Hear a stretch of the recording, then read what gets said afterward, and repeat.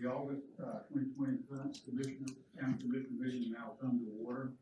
If you will, please join us as Commissioner Waters does our invocation, and John Brett will do our pledge of allegiance. Please stand. Father, we thank you for this day that you've given us. We thank you for the opportunity we have to do the business of Beaufort County. Father, we ask for wisdom. Father, we ask that you be with the Jerry Langley family tonight in the loss of Jerry's sister. We also asked a special prayer for Mayor Mac Hodges and his family. Father, we ask that you be with each one of us as we approach the store early tomorrow morning. We ask that you provide protection, and we ask for your guidance. For all these things we ask in your holy name. Amen. Congratulations to the flag of the United States of America and to the republic for which it stands, one nation, under God, indivisible, with liberty and justice for all.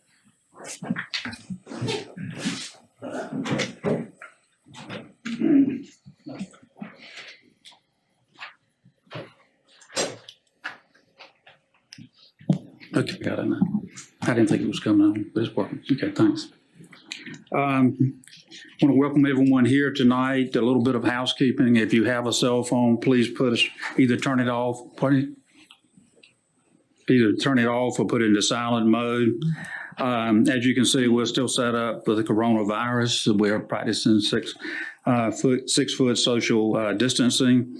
And if you make a presentation at the podium, please use the Clorox wipes up here, if you will, when you're finished. We're down to conflict of interest. Is there any commissioner here who wishes to make a disclosure regarding any matter that is before this board?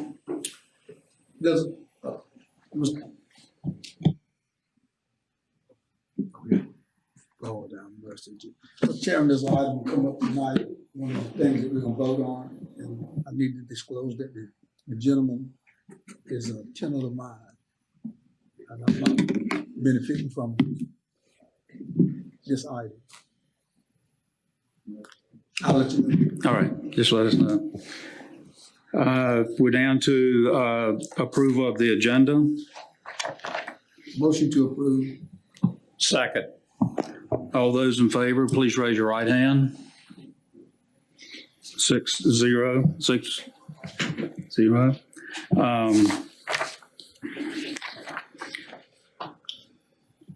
Now we're moving on to items for presentation. Mr. Coltrane, if you'll come up to the podium.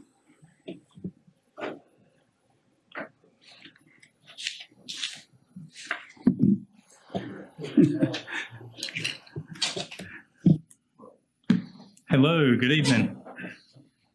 Chairman Evans and Commissioners, thank you for having me here tonight.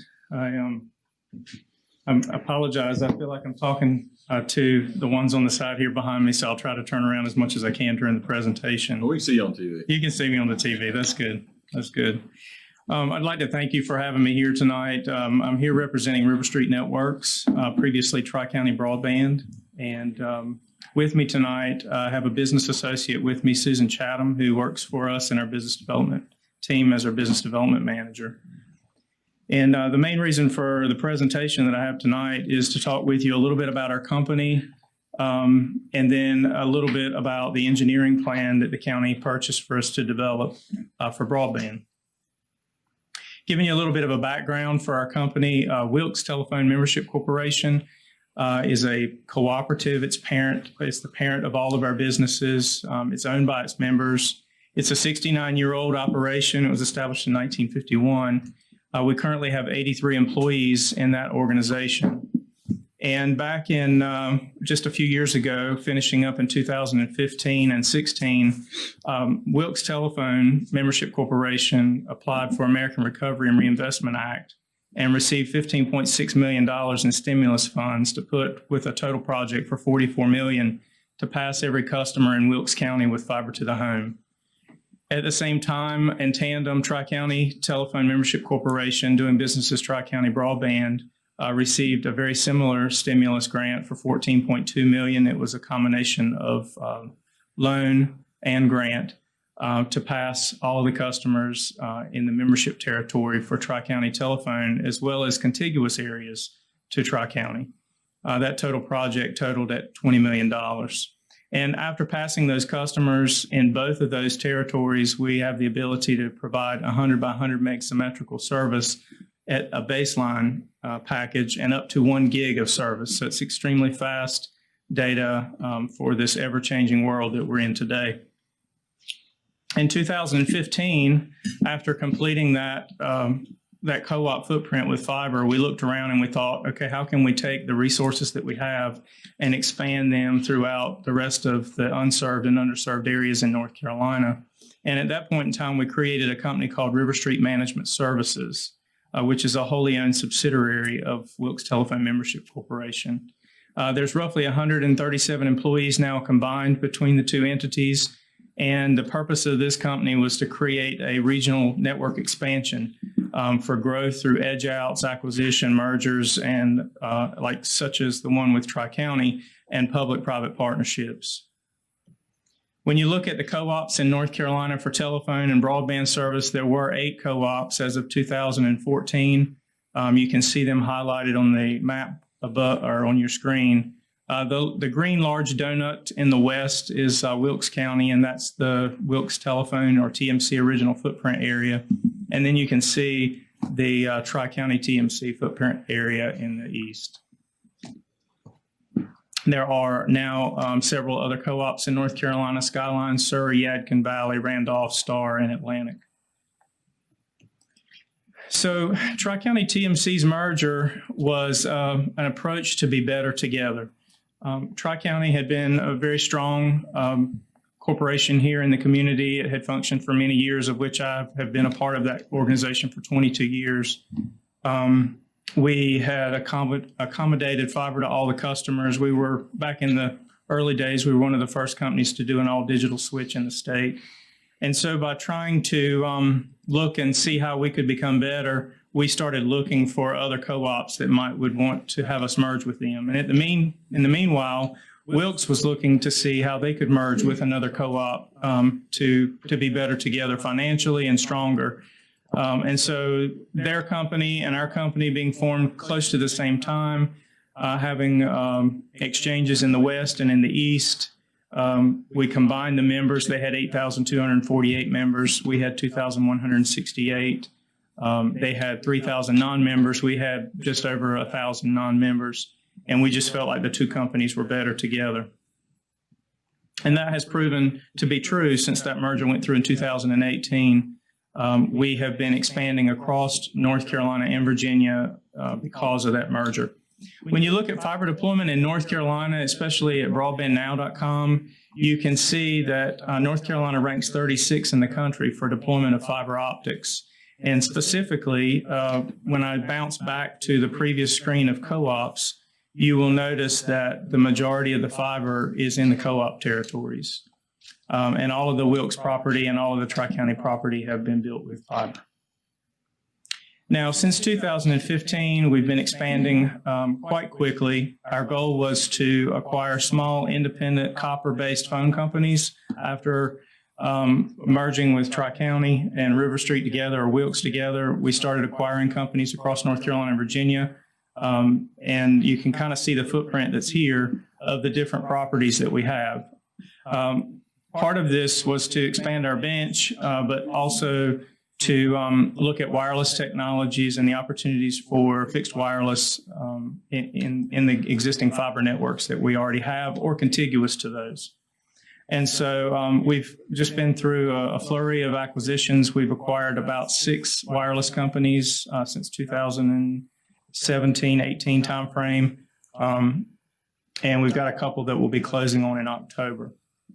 Now, if you look at this map here, you'll also see some tangerine colored orange. The darker tangerine areas are where we received $32 million in Connect America Fund money. And this was FCC money that was created in order to build out broadband in rural areas.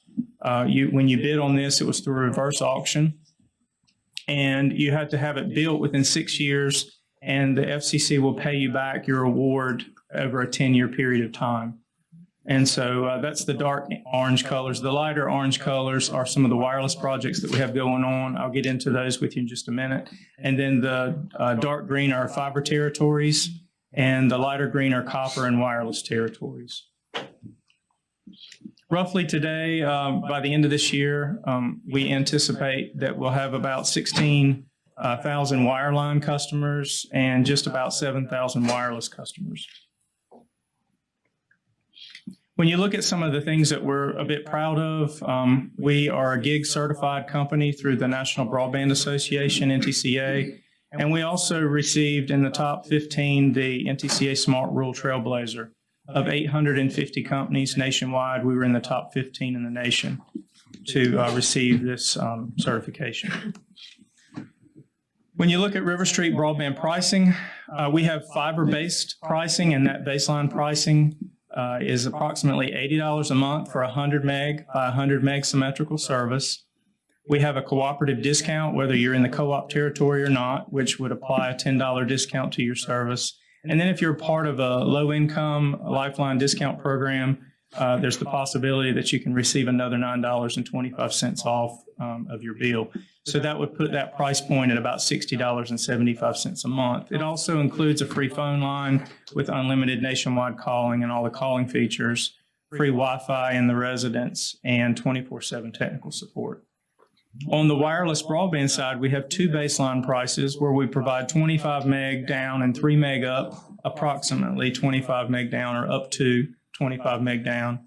That's $55 a month, and you could get the $10 discount for the co-op plus the Lifeline discount, so you're looking at roughly $35.75 a month for that service if you're a low-income family. Then we do have a wireless tier that is a 50 meg, and you can see that on the screen.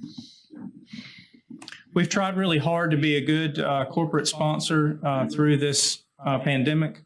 With COVID-19, we offered free Wi-Fi hotspots across the state of North Carolina and Virginia. I think the last count, there was about 70 hotspots that we had turned up. We have a good chunk of them right here in Beaufort County. And you can visit River Street, myriverstreet.net/ or go to myriverstreet.net, and you can access a link there on that website that will take you to see the free wireless hotspots that are available here in Beaufort County. And that was in an effort to help students and teachers and families that were impacted who might not have reliable broadband. And we've been really pleased to be able to help people in that way. Other county projects underway. We've been working for quite a amount of time now with Stokes County, North Carolina. They basically created 3 tranches of a grant for us. It was $600,000 a year for 3 years. We took that and turned it into $10 million and basically built a fiber backbone through all of Stokes County in an effort to reach those rural underserved areas. We also received some of that Connect America Fund money in Stokes County. Looking in the Virginia market, the CAF2, $32 million that I spoke to you just moments ago about. This is a map outlining where those areas are located. This build will help 9 rural counties in Virginia receive fiber-based broadband, and these 9 counties are in the central southern part of Virginia. Some of them are contiguous to other properties that we already have in Virginia as well. And King and Queen County, Virginia, is the little fingerling county that's just east of Richmond. Pretty neat design of how we came up with a full fiber build there. We were able to work with the county government. We were able to work with the state grant program. We were able to combine it with CAF funding and also the USDA Reconnect program in order to pull off a $20 million fiber build for that entire county. That county is going to be awarding us roughly $3.5 million over 3 years to help build the fiber of a $20 million project. We're also working on some fixed wireless projects. Dinwiddie County, Virginia, and Amelia County, Virginia both combined their efforts to go in and apply for a private partner to come in and utilize $3.5 million that they received from the Tobacco Commission in Virginia. They had something fall through with the vendor that they chose. They put it back out for bid. We bid on it. They awarded it to us. And now we're working to build fixed wireless in those 2 counties. We also applied through the State VATI program, which is much like the GREAT grant here in North Carolina, and received a grant for $150,000 well, we put $150,000 in, and the county put $150,000 in, and we received another $700,000 from the state to build a fixed wireless network in Patrick County, Virginia. We applied for a GREAT grant through an acquisition of North Carolina Wireless for Person County, North Carolina. And we've been working aggressively to help that wireless company that's now a part of the family of River Street Networks to build fixed wireless all throughout Person County. When you look at county-funded projects, I spoke to you about Stokes County, it's $1.8 million. Person County's was $250,000 grant with a $250,000 match, totaling $500,000. We talked about Patrick County and Amelia and Dinwiddie, but I have those outlined here. Last year, we also partnered with the North Carolina Electric Membership Association. They have a statewide association. I'm sure many of you are familiar. Many of us are served by electrics. Tideland Electric serves a good majority of this county. There's 26 electric cooperatives. All 26 of those cooperatives form the association. The CEOs of those companies are the board for the statewide association. We went through a pretty aggressive vetting process with them to allow them to secure us as a partner for their statewide network. I'm sure some of you may be familiar with the fact that years ago, our state built a fiber ring across North Carolina that's managed through MCNC. And the Electric Association secured an IRU and to be able to use fiber in that ring for about 25 years, I think it was. And they wanted to be able to monetize that asset. They knew being connected to all the electrics with fiber, if they had a way that they could utilize that network with a partner, that they would be able to help the electrics actually serve their members with broadband service. So through that process, we formed a new company called the Rural Broadband Network. And the Rural Broadband Network is 50% owned by River Street and 50% owned by the North Carolina Electric Cooperative Association. And through this partnership, we're able to provide a broadband in the box solution for the electric cooperatives. If they should choose to want to get in the broadband business, they can get direct connectivity via that statewide network back to River Street properties and serve their customers broadband. So let's talk a little bit about Beaufort County. And before I do that, do you guys have any questions about anything so far? Beaufort County Service Area Map. This is a pink blob that basically represents the northeastern side of the river where Tri-County has services today, where we provide the majority of that fiber to the home. A little bit of that in the Hyde County market is fixed wireless, where we've been providing that for about 10 years in parts of Hyde County. When you look at the overall color chart here of Beaufort County, you'll see some blues. This is taken off of the North Carolina One Map. The One Map is created through the Broadband Infrastructure Office here in North Carolina. It's a part of the Department of Information Technology. And they basically took the FCC's map of areas that are considered unserved, which is anything less than 25 and 3. And they narrowed it down to actually say these people in these blue areas are receiving less than 10 meg or down 1 meg up. And so this is kind of what we consider to be the real problematic areas in the county where people don't have access to reliable broadband. Now, what is reliable broadband? That is an argument that everybody has. People who have access to 25 meg service feel like that's not reliable. Usually when you get into someone having 100 meg symmetrical, they feel like they have pretty reliable broadband service. But we have a real problem here in Beaufort County because we have some people who can't receive greater than 2 or 3 meg of internet with their existing provider. And then you have others that live in the townships that have decent broadband service, either through a cable provider or on the northeast region of the county where they have access to fiber through River Street networks. And so that's what we attempted to approach through the research that we did. The current maps across the country right now are based on self-reporting, which basically means that if you're a broadband provider, if you're a cable, fiber, copper-based company and you're providing service to a customer, that you report to the FCC what you're providing your customers. And the current maps have been projected to be inaccurate by approximately 38%. So the map that I just showed you of the blue is taken from inaccurate maps. So about 38% more people than what you saw reflected on that map actually don't have access to reliable broadband. US Telecom and CostQuest, both of which we are in pilot tests with, are working to develop new maps. And you can find out more about that at ustelecom.org.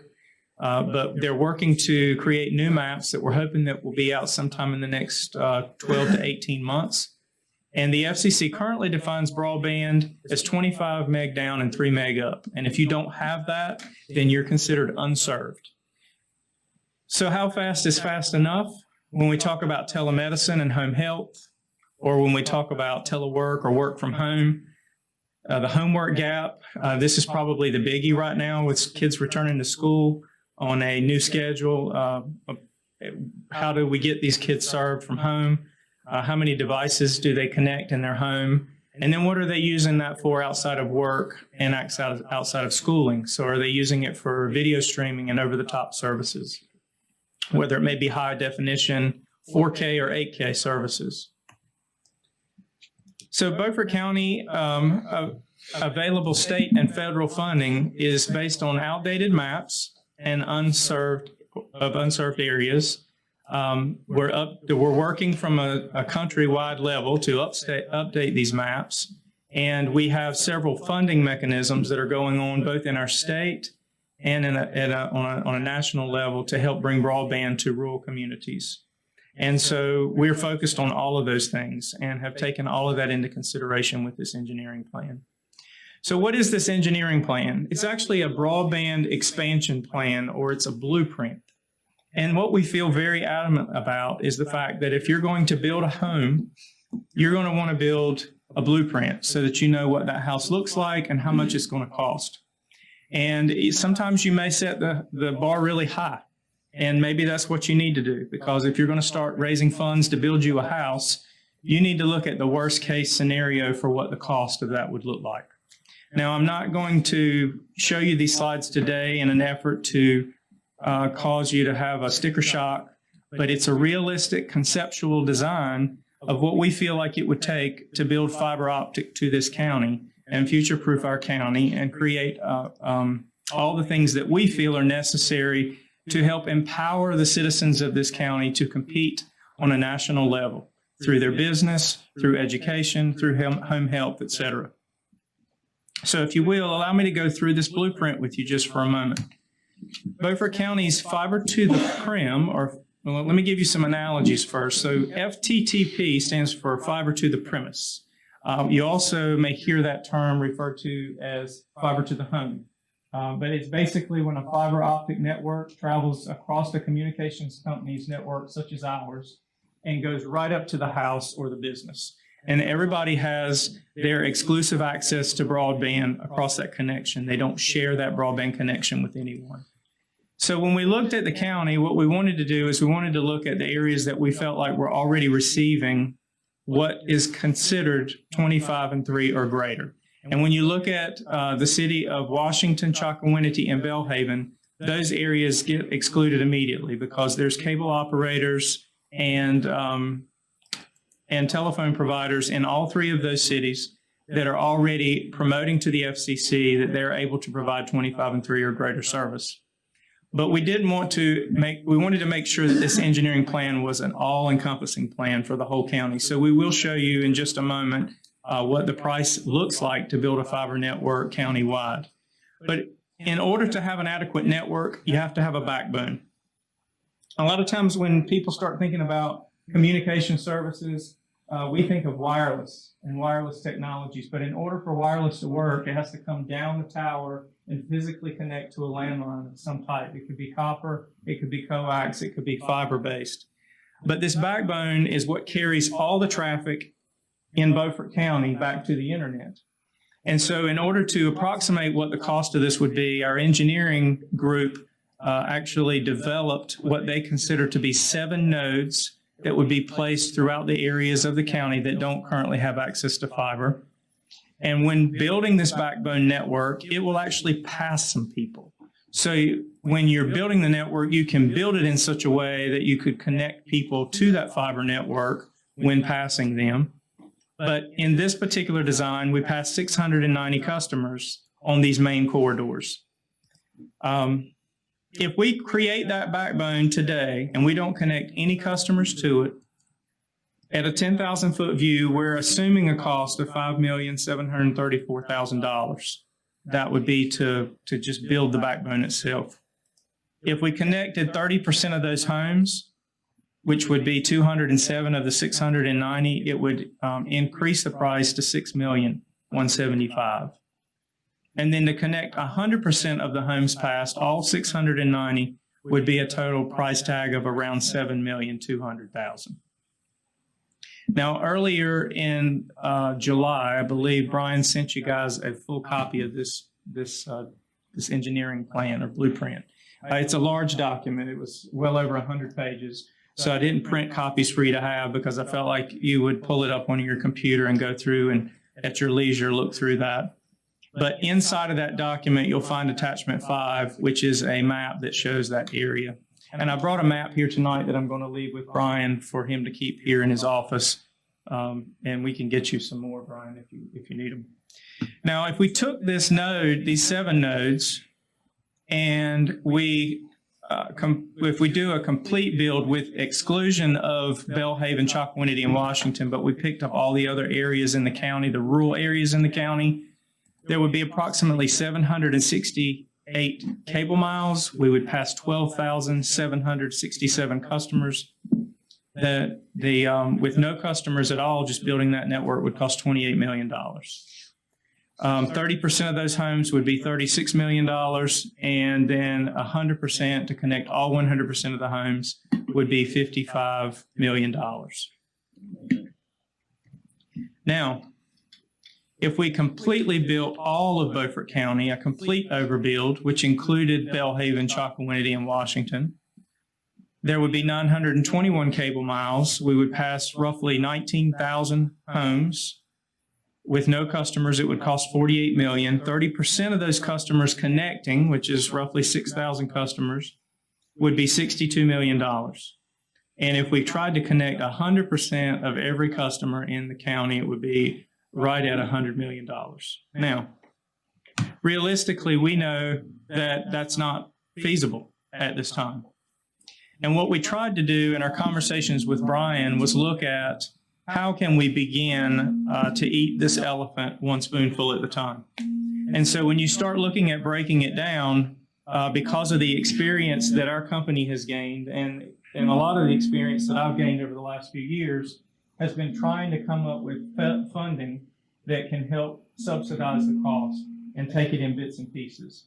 And so if we were going to build the network and start with a backbone or try to get the backbone connected to the vertical assets that you guys have as a county, which would be your water tanks, what would that look like? And we would need to build the backbone first, but then we would utilize those vertical assets that are here. Now, going forward with this blueprint and looking at state funding opportunities, we would like to focus on the North Carolina Great Grant Program. Each year, that state budget is $15 million. I believe last year's legislation, they formed 10 years worth of $15 million that would be paid out across the state. And that is a grant process where you award and you're given points, and those base points help you determine whether or not your project is a viable project. And then if you win, then the state awards those to you, and then you have 24 months to get the network built. And so what we'd like to do is focus on the North Carolina Great Grant Program, which is geared toward wireless projects and up to a $2 million grant match.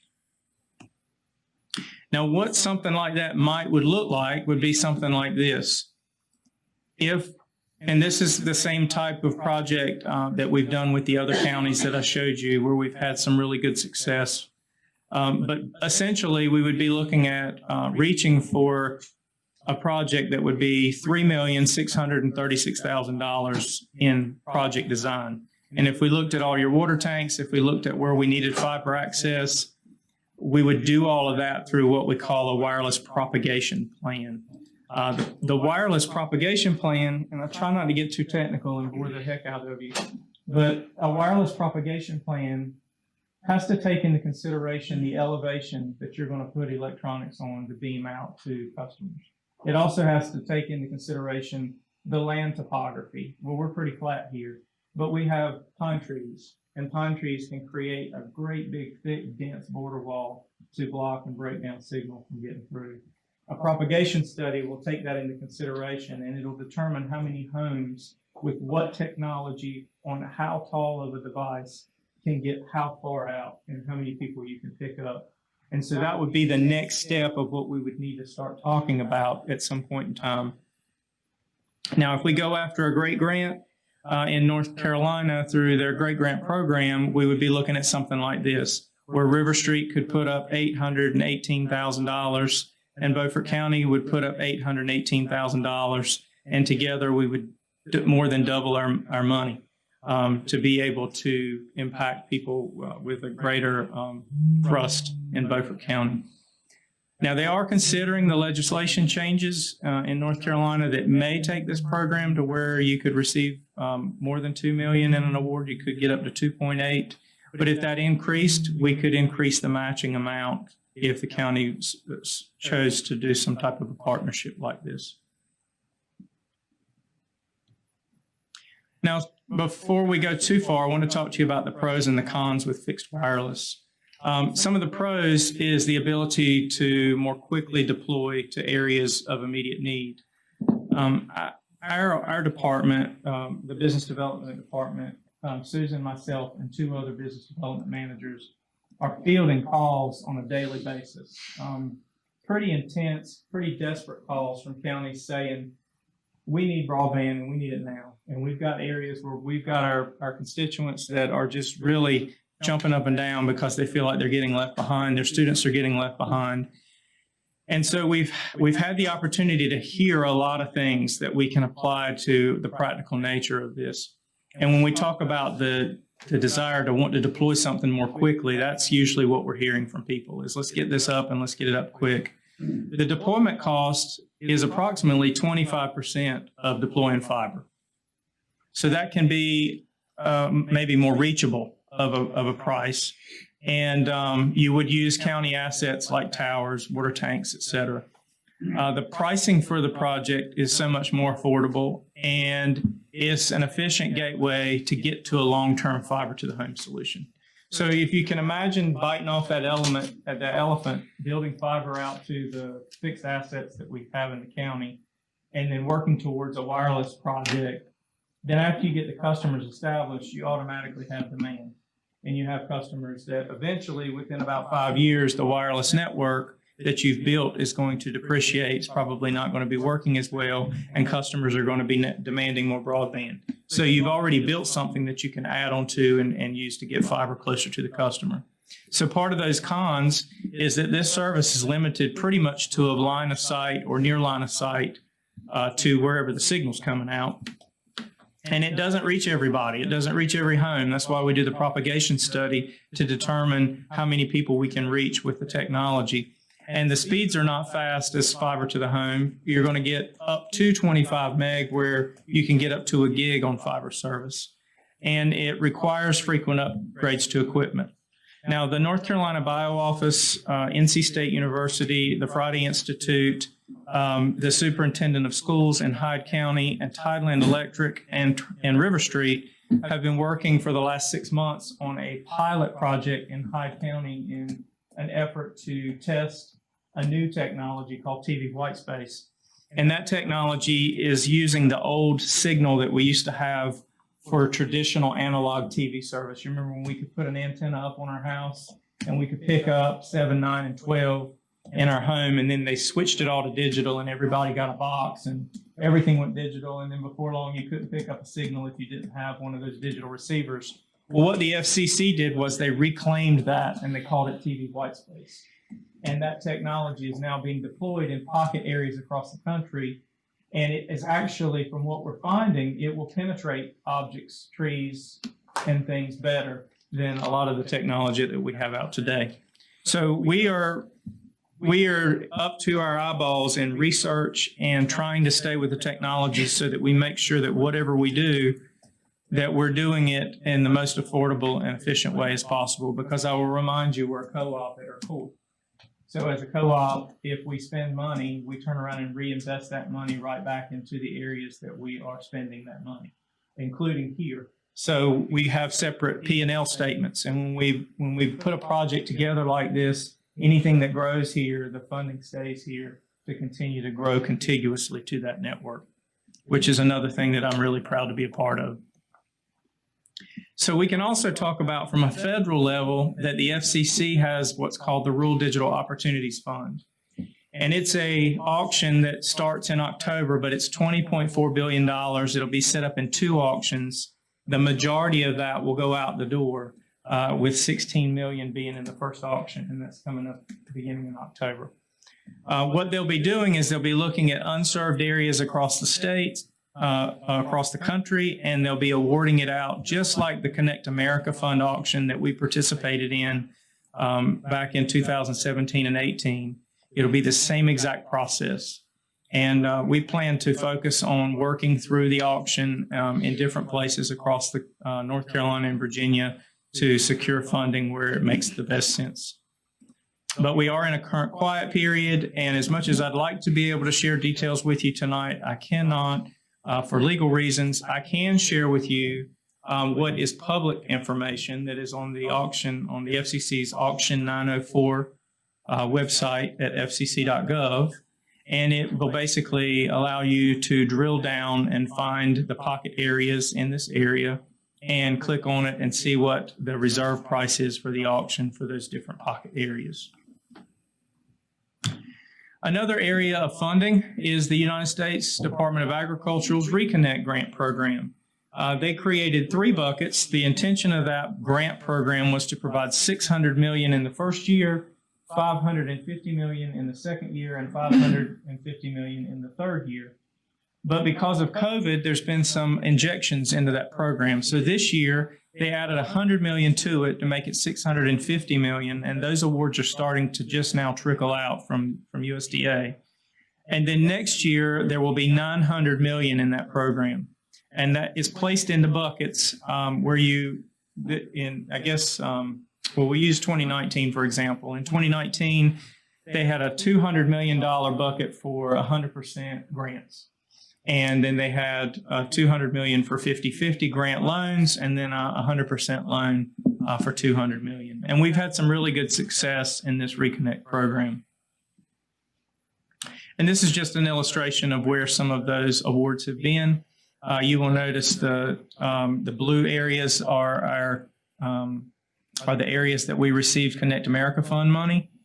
We borrowed another $48 million to put with the $32 million that we received in grant funds in order to pull off almost an $80 million project in 9 counties. And we have pending applications now through this program. We applied for a grant for our Saluda Mountain telephone property, our service telephone property, which is down near Fairbluff. And we're really hoping that that area doesn't get impacted by flooding again. They've taken a beating down there over the last few years. And then we also applied for an application in service. One is a grant, one is a loan. And so those projects are underway. When you look at the project history, when you take combined what Tri-County's done and what Wilkes has done and all the entities that we have acquired, we have secured almost $150 million in grant and match and loan funds since 2010 to present, which is something that we think is great. We also have a tool that we use to gauge interest. That is join.buildriverstreet.com.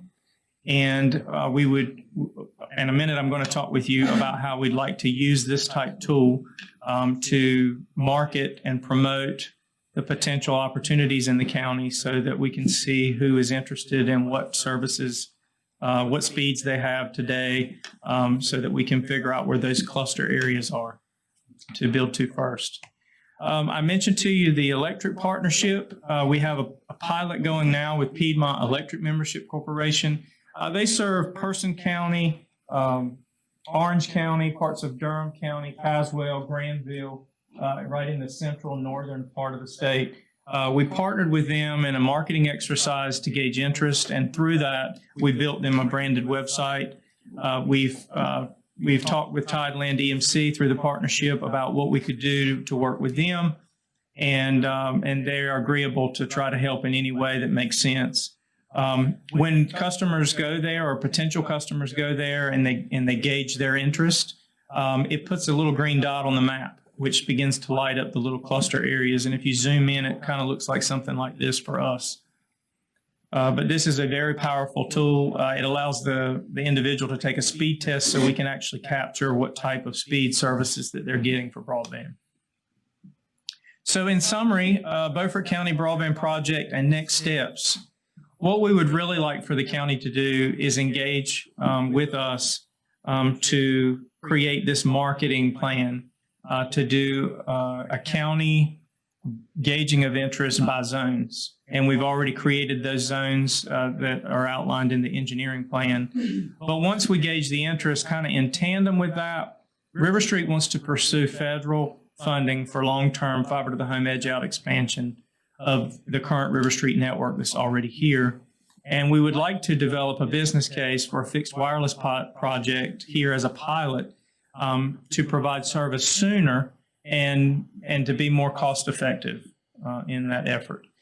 We'd like to identify areas to launch potential fixed wireless pilot projects in what would be called a phase 1. And we would apply for all possible matching funding from the state and federal programs for phase 1. And then we would also pursue funding opportunities for education and healthcare partnerships in the county to focus on student and low-income residents through the CARES Act, E-rate devices for students and other connectivity. So in summary, River Street will work with the county to develop a strategic plan based on funding opportunities and blueprints. We would also present a formal proposal to this group at a later date.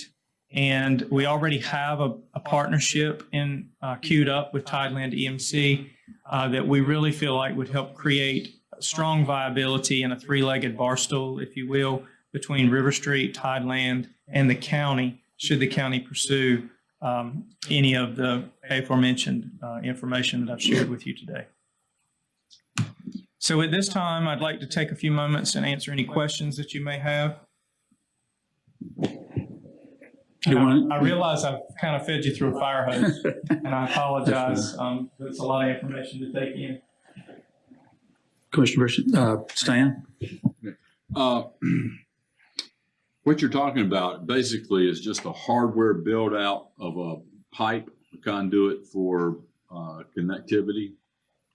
Hopefully minimum of a 25 to 3 and hopefully greater. I think I get like 100 and up, and when I get 100 down and up, I think I'm about 9. Right. So you're looking at least 25 to 3. Up to 25 and 3 on the wireless technology. On the wireless technology. Okay, on the wire, what are you looking for again? Well, if we put in a fiber network, it would be up to a gig. They could get up to a gig of service on the. So but there's no guarantee of that at this point. Unless they have fiber to passing their home, like we've done in the Tri-County area, there's not any other fiber available and a fiber to the home in the county. Yeah. Not for residential use. There are some commercial applications in the city of Washington, Belhaven, and Chocowinity where businesses could connect to fiber, but nothing on the residential. So if they had fiber out of the street and a nice big thick copper wire coming to their house, what would be the capacity? If they bond copper together, Mm-hmm. the potential is there to provide up to 25 meg maybe. We've seen in areas that we've tested up to 20 meg. 20 meg? Yeah, but Megabits. again, it depends on how close you are in proximity to the electronics, Mhm. not so much the fiber. Okay. And you're not looking to really get into the web building or content generating or platform building? Now, our core market, our sweet spot for what we do is providing bandwidth to Yeah, customers. you're there to help those that want to build the platforms. Right, that's correct. Get it to their base and their viewership quicker. Correct. Okay. And in Beaufort County, and in Wilkes County, unique to some of our other networks, we actually provide voice, video, and data. So we actually have a video component here, that's fed to them over the fiber network. So they can have TV and data and telephone all in one fiber line. Is that for local usages, or how does that work? You pay a subscription fee for the cable, or the TV service. We call it IPTV. The phone service is free with the fiber, and we'll be launching that here in the Belhaven, what we call the River Street Belhaven market. Sometime after the first of this year, we'll offer a bundle where it includes the free phone line with it. And so that's something that we're changing some electronics and equipment here to be able to accommodate, but we're already doing it in our Wilkes market. And basically, you guys work as a nonprofit. Well, okay, so that's a good question. The question is are we a nonprofit? The parent company, NGO. the overarching company is a cooperative, and so everything rolls back into the cooperative. So basically, it's the same philosophy, maybe. But all the areas outside of the Wilkes co-op territory and the original Tri-County territory is considered for-profit. It's a for-profit entity. It operates under what's called a competitive local exchange company and can compete. We have a license to do that in North Carolina and Virginia. Okay. John, did you have a question? Just a couple. You said something about wireless degrades, fixed wireless degrades over time. Can you explain that? Well, What's happening? So what basically happens is over time, the demand becomes greater than the current technology of today. And so the technology has to constantly be being upgraded and changed out. Which is what we're doing all the time, right? That's right. Okay. That's right. What, in your view, is going to be the impact of 5G? That's a bit of a loaded question. So 5G is what's considered a concentrated cell service, where you have to have multiple 5G devices in very close proximity. That works really well in suburban areas and in the cities, not so much in rural, because you have to have them really close together, and the cost of the equipment is still pretty high. Not to say that 5G doesn't have a place to play in providing broadband, but in rural, we're just not seeing it being a feasible, affordable way to get massive amounts of broadband to people. Okay. Because US Cellular says they're coming. Yeah, and most of the cellular companies are Here. putting in 5G service, but if you'll notice when you see their towers are 4, 5, 6 miles apart. In order to serve 5G service to customers, you have to be within about a mile. Would that be an alternative to work with grants to get that type of service? There aren't currently any grant. There's a mobility grant that was offered some time ago But for the cellular providers that they receive funding, in fact, to do what you're talking about. To provide Okay. 5G. And what would the timing be on fiber? I mean, if somebody said go today for Beaufort County, Right. If we want a grant to do Beaufort County, we're looking at a 6-year build process. It took us 6 years to do the entire project we had in the Tri-County footprint, the original Tri-County footprint. I would say at least 6 years at a minimum that it would take us to build a countywide fiber project. okay. Commissioner Richardson. We're talking about ways to subsidize service in areas that cannot generate enough revenue to provide that service. That's correct. So we're talking about a subsidy system. How does satellite internet compete with what you're talking about?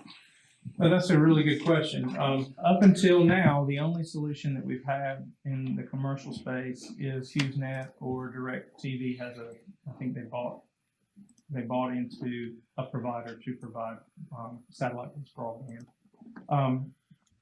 There's a lot of latency. So if you can imagine when you send a signal across a piece of fiber, it's using light wave, and the light passes the speed of light. So you could send data from here to Belhaven in 5 milliseconds, like boom. But when you try to shoot that from your yard or the rooftop from a satellite dish up to orbit and then receive a response back down, there's a much longer latency. And that creates all kinds of problems. It's also not an unlimited service, so you don't get to use it and eat all you want. It's very limited on the amount of bandwidth. When you reach your cap, they slow you down, like way down. So most people that I've had exposure to, and if you talk to people who are having to use such a solution, they'll say if they're sending email or if they're just casually surfing the web, it probably works okay. But if they're trying to use it for business or telemedicine or anything where they're having to use virtual video, and today we're doing a lot of that, obviously, but it's just not feasible. And it's expensive too. So usually you pay a $500 setup fee to get into the service, and then once you have the service, you're going to pay, $80, $90 a month, and then if you go over, they're going to charge you so much for everything you go over. So, Commissioner Blue. I know you were talking about Chalco into Washington, Belhaven. Is the south side of the river included in this study? yes, sir. That's where the majority of this build is. So when you look at the blueprint and when you look at this map, and Good. I'll try to see if I can do this in such a way that everybody can kind of see it. Maybe if I stand over here in Jerry's place there. So basically, when you look at the blueprint, if you can visualize the Pamlico River running right up the middle here, all of this white space through here is the traditional Tri-County build area. So it's already covered. This is the town of Belhaven. Actually, no. Susan, is that beach? That's, I can't really, I've got my glasses here. I'm getting my head all back trying to figure it out. So this is node 7, which is the town of Belhaven. And then this is out in the old Ford community, and then this is down below Chocowinity and all the way around to Aurora. And it's busted into zones, and when you get a chance and you can social distance and get closer to this thing, you'll see that there's hash marks here, and they're divided up into individual zones, kind of based on townships or areas in the county. So did that answer the question? Yeah, I just didn't hear you saying anything about the southern part of the county. Yes, sir. And see, Toddland EMC serves that side of the county with power. And so there's the potential for us to partner with them in order to make this project more cost affordable. Like, Frank. Just 2 comments, Greg.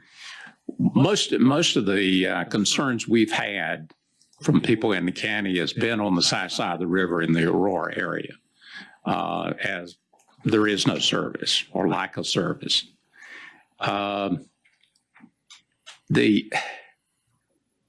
Is that the number one priority in the study? Would be that one spot? Right. And it really will be when we do as we're doing a propagation plan for the wireless service in the county, we would be using that crowd fiber marketing tool, that website, to get as many people down there. And we would utilize the potential for the electric cooperative to help us market to their membership down there to determine who's interested. And that would be running in tandem. And then we would utilize that to say, okay, here's the hot pockets. They're going to show up real quick when you start letting people know that they can go to this website, join.buildriverstreet.com. People are going to go there and take a survey, and immediately green dots are going to start popping up on our tool.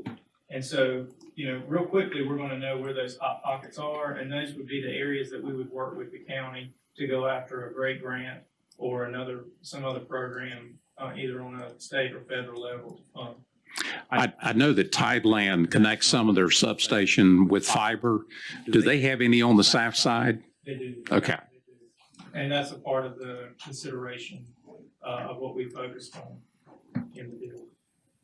Thank you. I know we met, yourself and myself and Frankie met a couple of years ago. It sounds like you've really been busy since then, and the technology is really kind of coming along. So, any other questions? We appreciate it. Great presentation. Thank you. Stan, thank you for getting this thing loaded and ready. Yeah, man. Hey, you got about 3 sheets. Well, you need more. Use them well. Next presentation, the operating schedule for the school system, Mr. Richardson, Commissioner Richardson. Well, initially, the schools were invited to come and give a presentation as to how they're approaching the school system for the coming year. The superintendent has sent word that he is so busy with the hurricane that he can't be here tonight. Well, there's a lot of interesting questions that we need to ask the superintendent when he gets here, like where's he getting his money from to do what he's doing, who's paying for what, and what his budget looks like for this year. So with that, since he can't be here tonight, there is no report, but I would ask the clerk that he is on the agenda again next month for the same program. I have a question. At some point, weren't we going to meet with the school board in these chambers? I mean, it's long enough they can sit back here. We can sit up here. Public can't come, but we'll have it on TV. Did we not discuss, or at least some discussion that was made that we would meet with the school board? We talked about it during the budget, but they had 3 public meetings, one on the south side, one on the north side, one in Washington High School. They had it open to the public, so you could go in and ask again. Yeah. That's how the operation's going to work. Still, I mean, we weren't there though. I was thinking, are we going to meet with them? Do we want to meet with them? I don't. Well, I believe statutorily, they are required to meet with us during the preparation of the budget. But other than that, I don't really think they want to meet with us because they've got their $17 million as a lump sum payment, and they can do whatever they want to with it. And all I'm trying to do is let the public know where the money's being spent, because a lot of parents are really concerned that the students are not in school, that the students are having to have a month, which is a wasted month of learning on the internet. And internet learning, I'm here to tell you, is a waste of time. So we need to keep pressure on these people to make sure the citizens of Beaufort County and the children get the education that they're entitled to, instead of the game playing that seems to be going on with the political football of when children go to school. I think the school board, they want to do the right thing, but they're frightened. I mean, the cases are up in Beaufort County, and they're frightened. They may not be hearing all the right science. You know, we keep hearing science. You know, somebody knows science better than the other. But what I'm hearing right now is children are better off in a classroom situation. There may be problems for the teachers, but what I'm hearing from the superintendent myself is that's being fitted out right now, where that will be remedied, and that interaction will be minimal, where they could create a problem. But what we're finding with the schools being closed, with businesses being closed, with people having a very odd life to live right now, they're not used to it. I mean, we've never done this before in our nation. We've got suicides are up about 3 times. Overdoses are up about 3 times. We're losing more people, more than we normally do, to suicide and overdose than we are to COVID right now. So we're going to have to, as a nation, we're going to have to make a decision. And schools are part of it. I mean, it's bad. I hate to see people get sick, but people are killing themselves. People are ODing.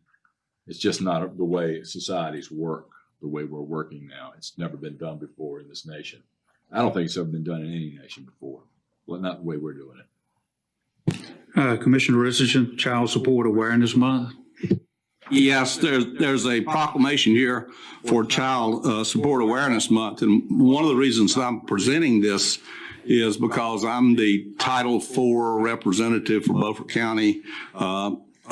And this is a group of people who collect money called the Deadbeat Dad Program, if you want a common name for it. And it's for people who don't pay child support. And I want to do an advertisement for that group tonight. I think they're doing a great job for Beaufort County. They have been doing a great job. We've contracted this out to a private company, and they provide this service at a lot of other locations in the United States. But my message to the public again is there's two ways to go on child support. You can go and hire a lawyer, and you can go to standard court, and you will be there forever. And you will get hung up in the system, and nothing will happen, and you'll pay the lawyer a lot of money. The other way is free of charge, and that is to call social services, get the number, let them send you to the Title IV people that we have contracted to do this work, and that is free of charge. The charges that go with this are very small. Sometimes you may have to pay for a paternity test, sometimes you may have to pay a court fee, but they are nothing like what you will pay an attorney, and things move out much more rapidly than they do going with an attorney and getting into the court system. So if you're having these kinds of problems, please call social services, and they will refer you to the program, and they will take your case, and things will start happening pretty quickly. Most people are not aware these liens that are placed once the determination of liability has been made, that lien lasts 10 years after that child is 18 years old. So you've got a lot of protection, and this is a good law and a good way to do it. Back to this proclamation of Child Support Awareness Month. I'm not going to read this proclamation because I think everybody knows what child awareness is, but I move that we pass the proclamation so that this is a national celebration for the collection of monies for people to support their children. I'll second that motion. Discussion. All those in favor, raise your right hand. 6-0, motion's adopted. Ms. Radcliffe. We're gonna move this real quick. We should have done this to start with, so we don't have folks with their back to everybody. Mr. Chairman. Yeah. Going back to the schools, if you would like to see the video on each one of those 3 public forums, they're on their website. We set up those videos for them. Okay. But you can't go online and see those. Yeah, we do it the website, I'm saying. I think the point was, were we going to start meeting with the school board and superintendent as is trying to establish some sort of partnership in this? I mean, we're giving them $17 million a year. Shouldn't we be working with them over the course of the year to ensure that their needs are being met and that our needs, the needs of the community are being met?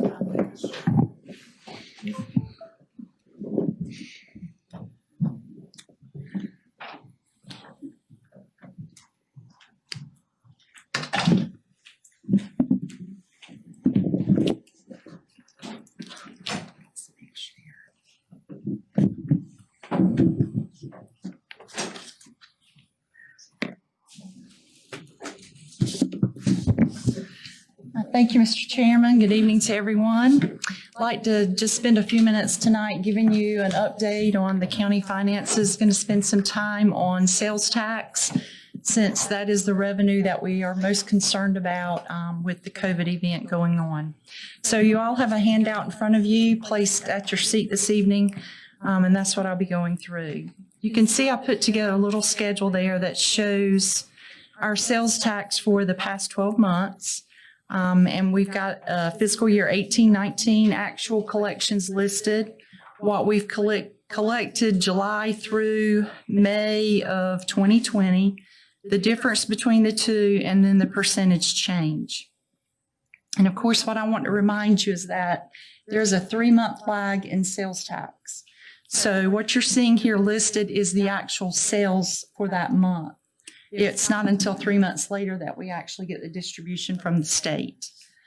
So looking at the numbers there, I've got the 3 months highlighted, March, April, and May.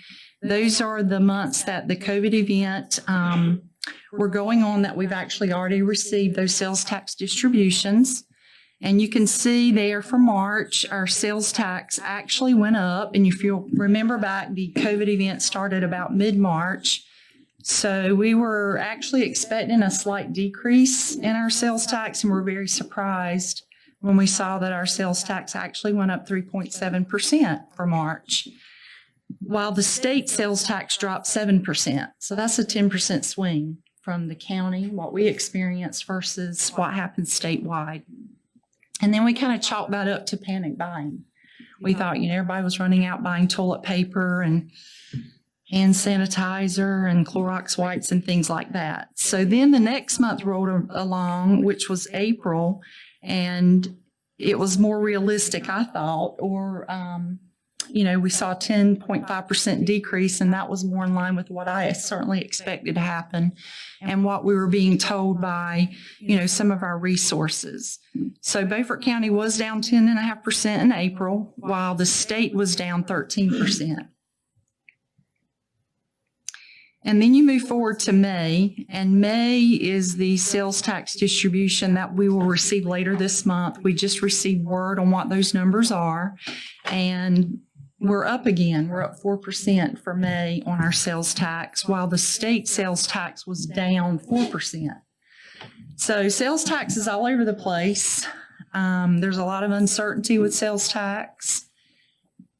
Not sure what's going to happen in the coming months. I can tell you that we did budget a 10.5% decrease for next year for sales tax. My hope is that I can come along, in the next few months and say, we've had growth each month and we were too low in our estimate, and we can come back and adjust sales tax up. But right now, I think it's too soon to tell. There are a lot of factors that are going to drive our sales tax numbers in the coming month, like how soon will there be a vaccine? Will our unemployment continue to go down? Unemployment rates continue to go down? Will the federal unemployment benefits be extended? And will there be any additional stimulus funds? I think all these will play a part into what our sales tax is going to look like in the coming months. The other revenue I wanted to speak to you about tonight is our water revenues for the enterprise fund. I wanted to let you know that executive orders 124 and 142, that was related to the waiver of utility penalties, interest, and disconnection of services. That did end on July 29th at 5 p.m. We're going to realize lost revenue of approximately $161,000 for not being able to collect those fees over the last, 3 or 4 month period. We will be sending out 220 certified letters this week. We're working on those now to try to work out payment plans with customers for water usage during that executive order period time. So during that executive order period, which I think ran from March 31st until July 29th, we were never able to bill the penalties, the interest, and the disconnection fees, and we'll never collect for those. But we're certainly able to bill for and collect the water usage that was used during that period. So that's what we'll be trying to collect. So that's my report for this evening. Any questions? Any questions? And one of the things that may be driving ours is that, and I just looked at this, our unemployment rate in the county is for June was 6.6%.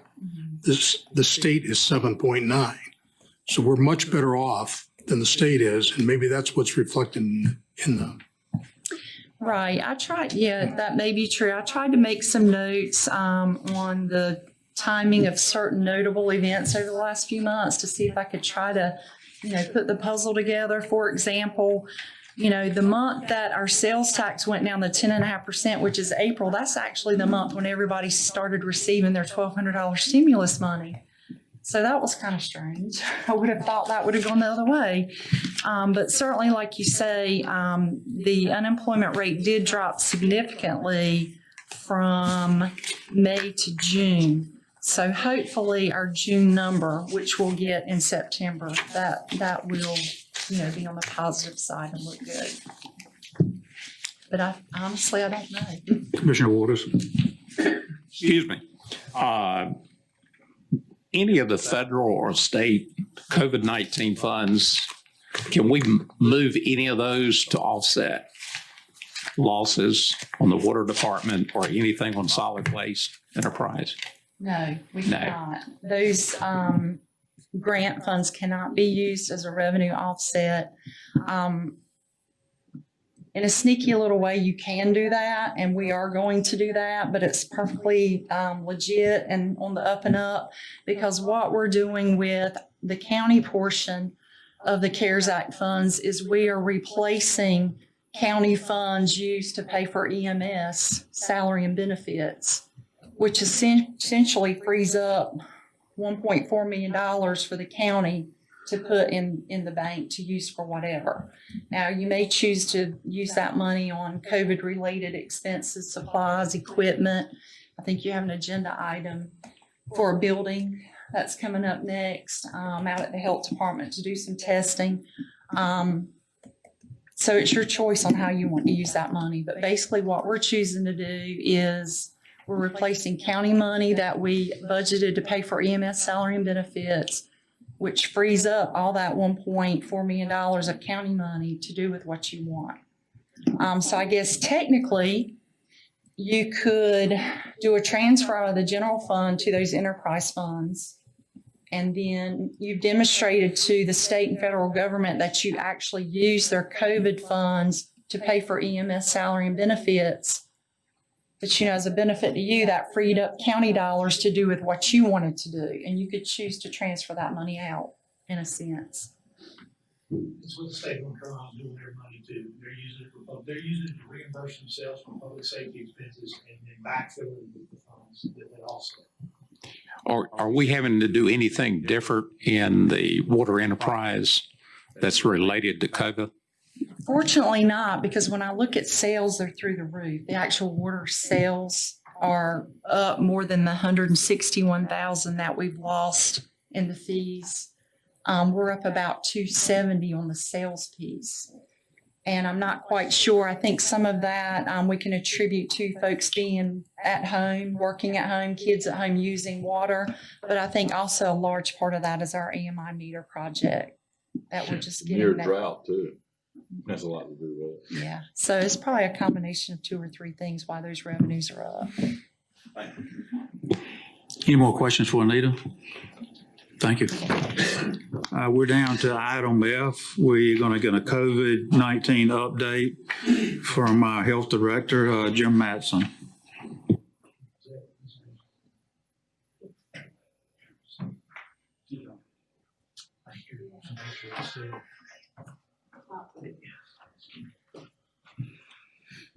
I'm supposed to have a public hearing at 6:30. It's advertised anytime after 5:30. Okay. Jim, were you?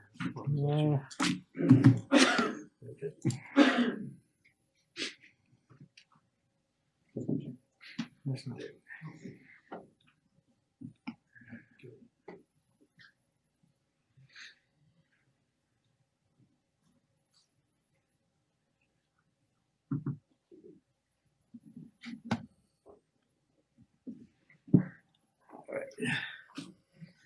I think it's it. What's that?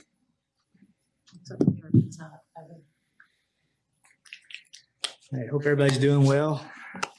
Just starting off, worldwide, 17.6 million cases and 680,000 deaths. The World Health Organization. I'm gonna have to what? Okay. And then 4.6 million in the United States and 154,000 deaths in the United States, according to the World Health CDC. The North Carolina numbers were at 126,000 plus confirmed, 1,982 deaths, 1,982, 2,000. almost 2,000, yes, sir. 1,057 are currently hospitalized, And there's been almost, 1.8 million people that have been tested in North Carolina. That compares to the Beaufort County numbers, which today we're at 379 cases. We've had 2 deaths. Right now we have 9 in the hospital. 2 are on ventilators. And we have about 164 active cases as of right now. So I wanted to start off with showing some respiratory virus testing. There's certain sites around North Carolina where they test everybody who has respiratory illnesses, and they look for what kind of virus is causing it. So there's 7 different viruses that they followed since last October. And then you can see the flu spike there, that green wave, and then after that you can see the blue wave, which is the COVID virus that has been picked out. What I like about this, and the reason I wanted to show it, is you notice that it's kind of leveled off, and hopefully it'll stay at that level and then go down. So hopefully that will show a sign of this is state numbers, and so hopefully it'll be going down in the near future. That was a little bit of good news. Here's some more good news showing the state graphs. These are the graphs that the state, the governor, and the state is using to make their decisions on businesses and their phases. So the number of lab confirmed cases, you can see the trend is in a downward trend.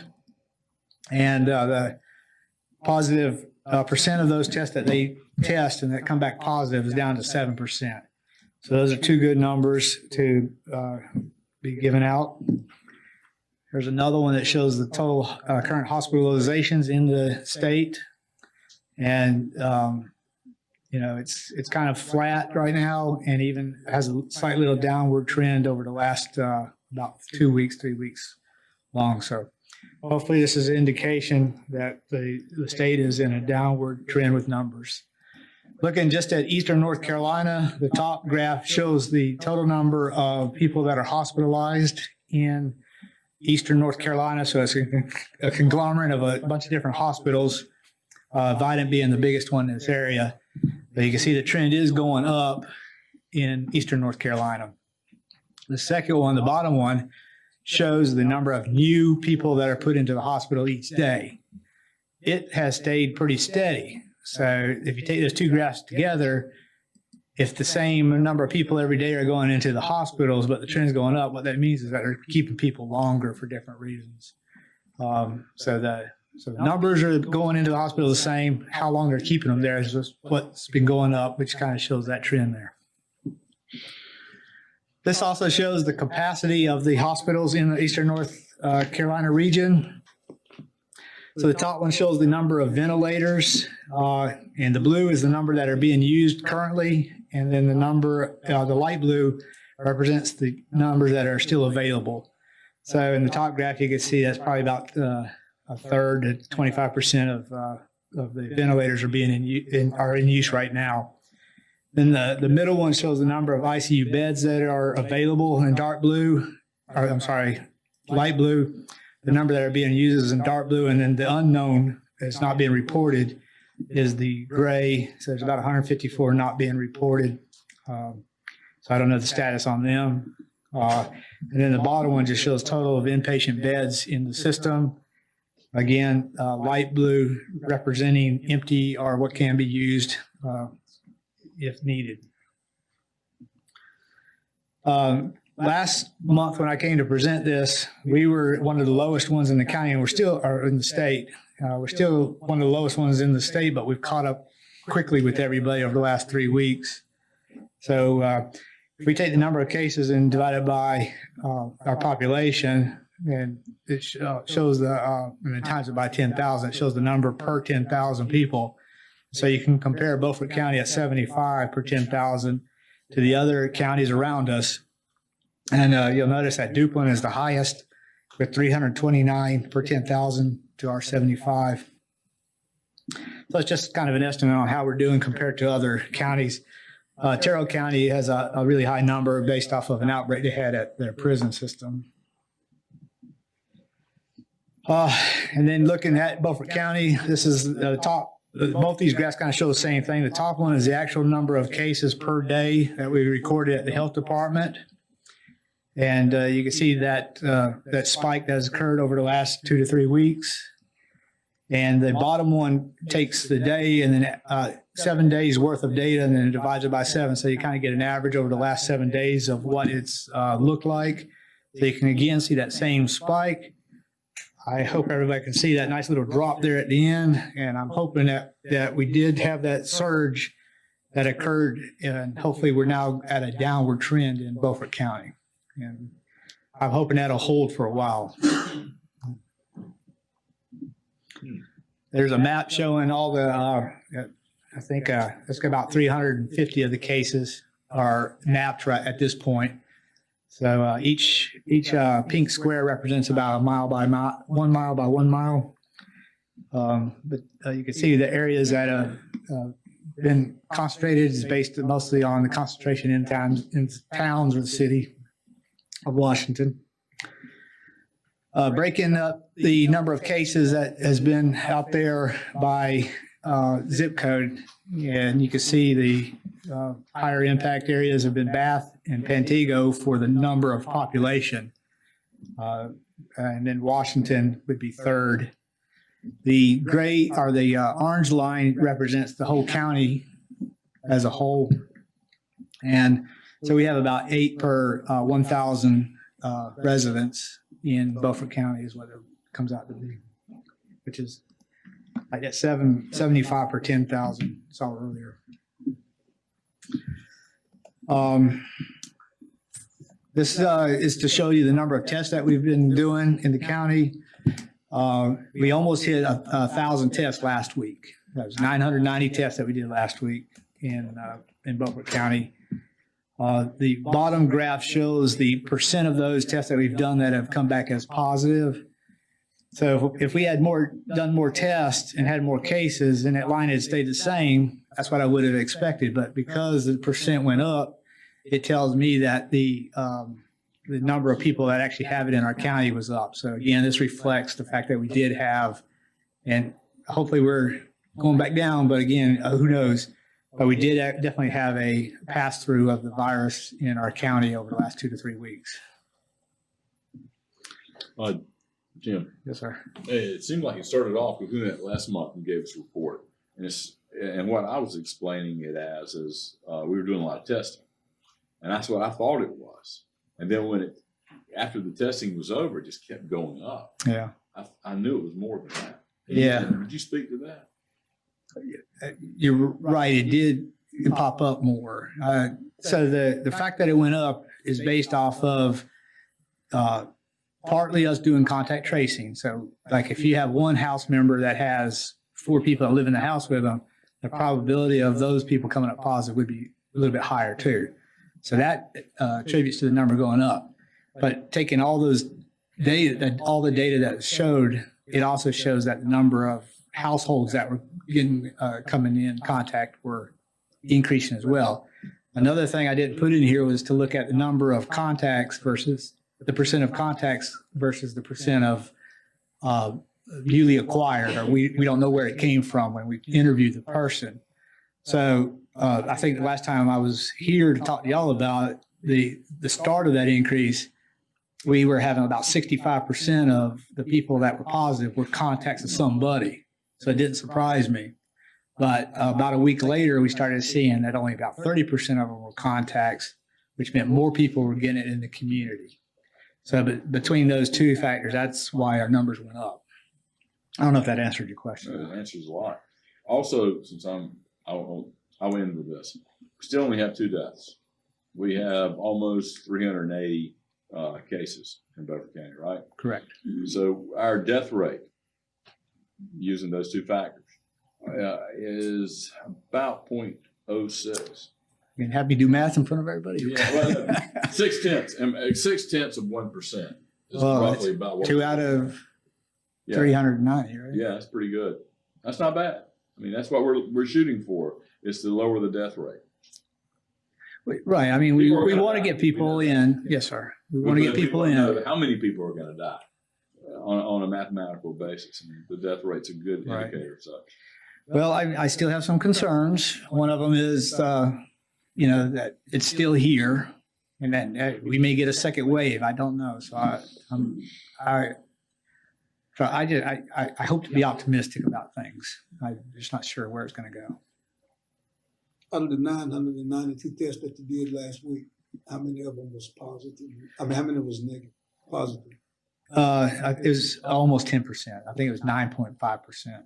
So About 100, 90. 90, 94, 95 now.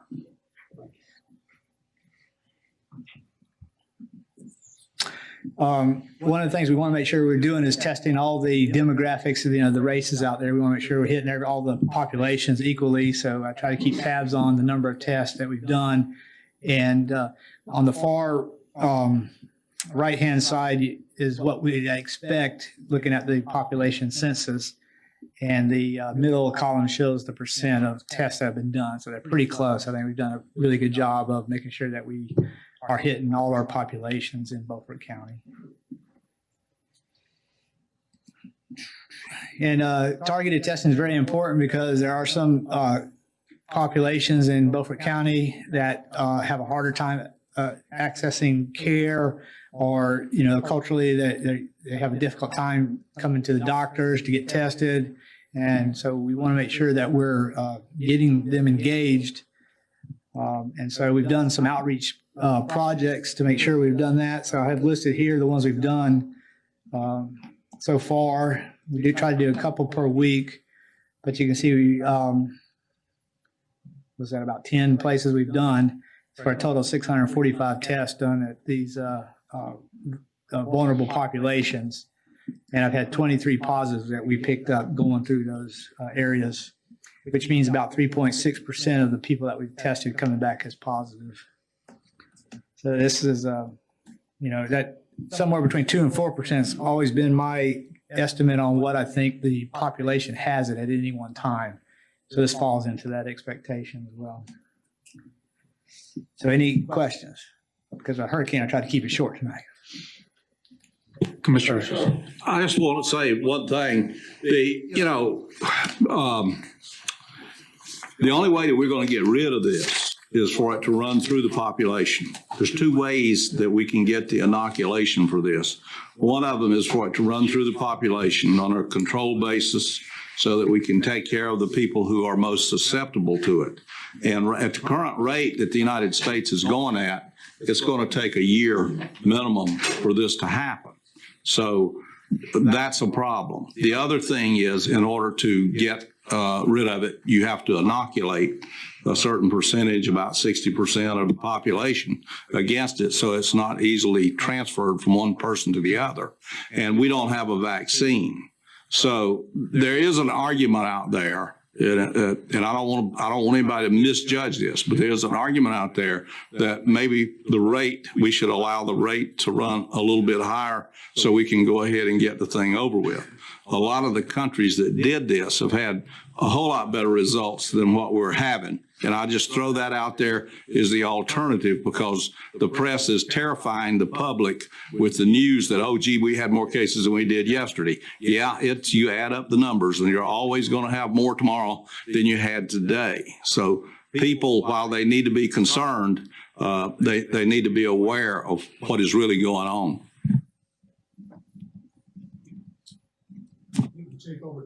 It would take over 2 years to get through Beaufort County. Yeah, probably so. So Right. That's the whole point of us trying to get to the vaccine, which is soon I'll be up here talking to y'all about the vaccination efforts that we'll be moving towards. Sooner, we hope sooner than later. Discussion is this year, sometime this year. Commissioner Waters. Jim, I'm asking for a friend, not myself, but for a friend. You've heard that before. Somebody calls me and says, I don't have any symptoms, not been around anybody positive, but I would love to have the test. Yes. What is your recommendation? And who do they go to? Ask them why. I mean, this is the way I feel like my answer would be in my heart, about my logical part. Why? Well, why do you want to get tested? Because, you say you haven't been exposed to anybody. you're not symptomatic. So why is it? Is it just to know? If that's the case, then what about 3 days later or 4 days later? Or do you still wonder 3 days later if you got exposed to somebody in those 3 days? So I kind of would lean not recommending it. But that being said, they can call and we'll still do the test at the health department. I mean, if we can't talk them out of it, we'll do it there. Yeah. Wait, one final question. What is the turnaround time now? And I know it's different for hospitals and maybe a provider, but for the health department, what is your turnaround time on getting the results back? I'll use this opportunity to talk about our switch. We were doing LabCorp, I shouldn't say the name probably, but we were doing one vendor. And we were seeing 7 days, 8 days turnaround, which doesn't make a lot of sense because, if you get tested and we call you and we tell you that you're positive and also you've recovered because it's been so long since you've had it, so we moved to a different vendor and that vendor is now taking 2 days tops. Sometimes we get it back in 24 hours actually. One last question. Piggyback on what Frankie just asked you. And you said you tell if they hadn't been in contact, they hadn't had any symptoms, that you don't recommend it. Then why are you doing these community testings? Because the people that's there, 99.5% of them haven't had any contact, haven't had any symptoms. They went to the health.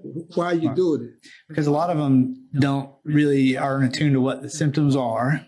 Some of them are in high vulnerable areas. They don't go in for care when they are sick. I think last week you had what you have for the past 2 weeks. You had about 4 to 6 sites, Yes. but you don't recommend. No, because there's a lot of those people that are coming through that don't meet that. I don't have any symptoms, no contact. They may not even know they've had contacts. That's my point. Yeah. That's my, So, well, Biden's doing some this week. They're doing Tuesday, Wednesday, and Thursday, but I guess they're canceling tomorrow's. So Wednesday and Thursday, I know they're on. Rainbow Council theirs too. Did they? So, yeah, there's a lot of people that may not know they've come in contact. So the way he made it sound is like he felt like they weren't in contact with somebody. So if you don't know if you've been in contact with somebody, I'd say yes, you just can get tested. You don't think he's asking a hypothetical there. You want to move on to your second item? Well, speaking of vaccinations and testing and stuff like that, so what we want to do is, what I'd like to do is ask for y'all to help me get this building built on the old county home area behind the health department. It's a 30 by 40 building and with a 20-foot overhang. And there's a slew of reasons why I'd like to get it built. And one of them is to increase with the testing. So we're doing testing back there already, but it's been very hard to do it underneath the tent, a 10 by 10 tent. So this would help us be able to increase the pass-through. When the vaccinations come in, we'll be able to use the building to start putting people around and vaccinate them in their cars so they don't have to come into the health department. And then we like to use it to store some of the preparedness supplies that we get. What we found out was with a lot of the N95s early on, the N95s that we had kept in an enclosed area, smaller batch of it, those lasted well, even past the expiration date with the elastic stuff around it. But the ones that were out in a non-controlled environment were brittle and they all tore apart. So this would include a storage area that is climate controlled for those kind of items. We'd be able to stage some of our materials into this building, especially when it comes to the vaccinations, because not only would we do the testing at that site, but we were also going to be sending out to different locations all the supplies that are needed to do vaccination. We will end up gearing towards vaccinating. We're going to plan to vaccinate 47,000 people, even though we know that not everybody's going to want to be vaccinated. Then just as future use of it would be for us to be able to do influenza shots through that facility every year. And then emergency operations, whenever they occur, oftentimes even like a hurricane response, a lot of supplies come in that need to be sent out to the county so that we'd be able to use that facility for that as well. So that's what I'm asking for. I think the estimate in there was about $50,000, if I'm not mistaken. We had 2 quotes. What is the source of funds for this? Is this going to come out of our fund balance? Or is this some of the COVID money the government's been sending us? I think it's part of what Anita was alluding to earlier, but so Brian, I think, was going to. Yes, it'll come out of fund balance, which is offset by the COVID funds that came in. Yeah, so really, we're not digging into taxpayer money, Beaufort County taxpayer money. It's for money that's coming in. The other question that I have, you're going to come back to us with a site plan and some specifications for this building and a building permit? Well, I guess we will. I'm not sure what we need for that. Engineered metal building, so they can take care of the building permit, the contractor would. I understand that, but I do some of this work. I know there's some pitfalls here. I want to see a site plan. I want to see where it's going to go. I want to look at the drainage and myself personally, and I want to see a building permit, and I want to see a Schedule B on the building. I didn't think we were going to put a septic or bathroom in there. No. A Schedule B. Oh, okay. I'm not sure what those are, but. Well, That's why I'm asking these questions. You guys don't know the answers, and part of my job is to make sure that we're successful in this effort. And I want to see the plans for the building and a set of specs for the building, and they're easy to get. They'll email them to me, and I want to see a site plan. Well, I guess that's okay. Yeah. I mean, I don't have a problem with it. I'm trying to get it put up by October. So that, because that's when the flu vaccine will be here. So I don't want to bring the people to the health clinic for their flu shots this year. So it'd be nice if I had this up and running at that point. So. can we, Would you recognize a motion without that's yet on the basis that that's all coming? And that'll meet the needs? I'd recognize a motion that includes those specifications to proceed, but that funds can't be committed until we see the plans and the specs and we know what we're building and we know what the drainage is and all that stuff. I don't know. Yeah. Directly with you on that, if the rest of the board's not interested. Yes, you can. That's fine. So I'll make a motion that we approve the request pending Hood's approval of those items. Mr. Chairman, I'll second that. Got a second? Discussion? Go ahead. The reason Hood acts like this is because he remembers many years ago, decades ago, when the school board built Northeastern Elementary in a place called Hell Swamp. Just trying to be careful. we're still paying for it. Still paying for it. Call the question. All those in favor, please raise your right hand. 6-0, motion adopted. Thank you. Thank you.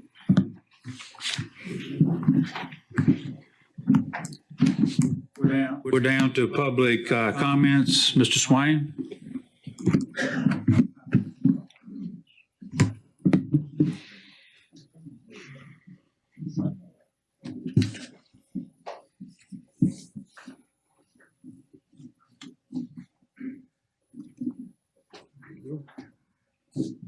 Good evening. It's nice to see you tonight, Commissioner Hood. I'm glad you're here. I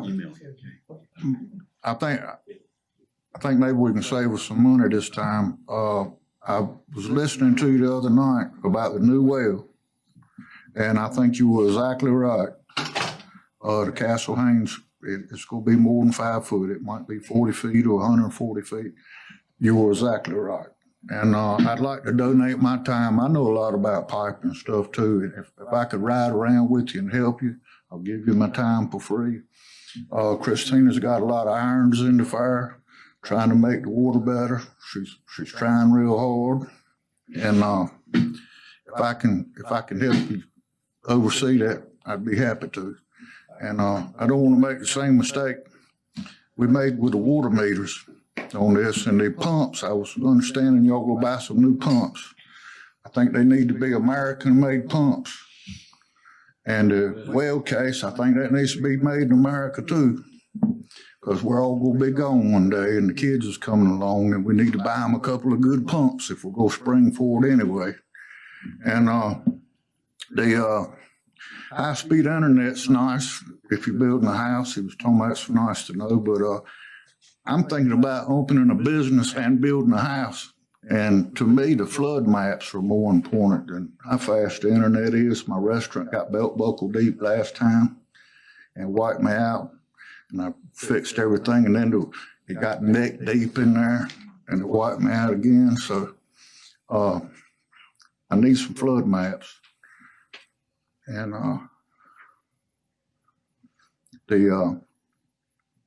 because it's holding me up. It's holding up some other people's land deals and all.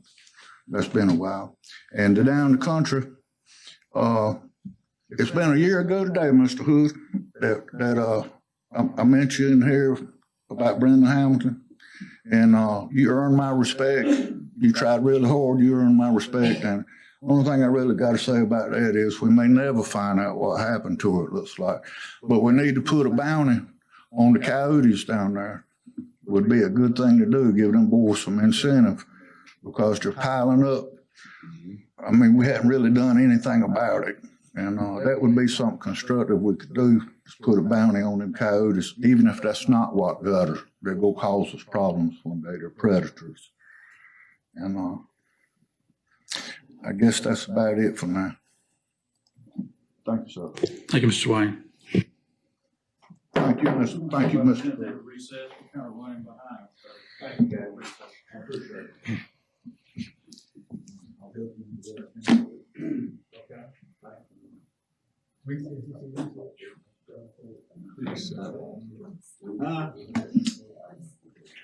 He said, really? He goes to go? What?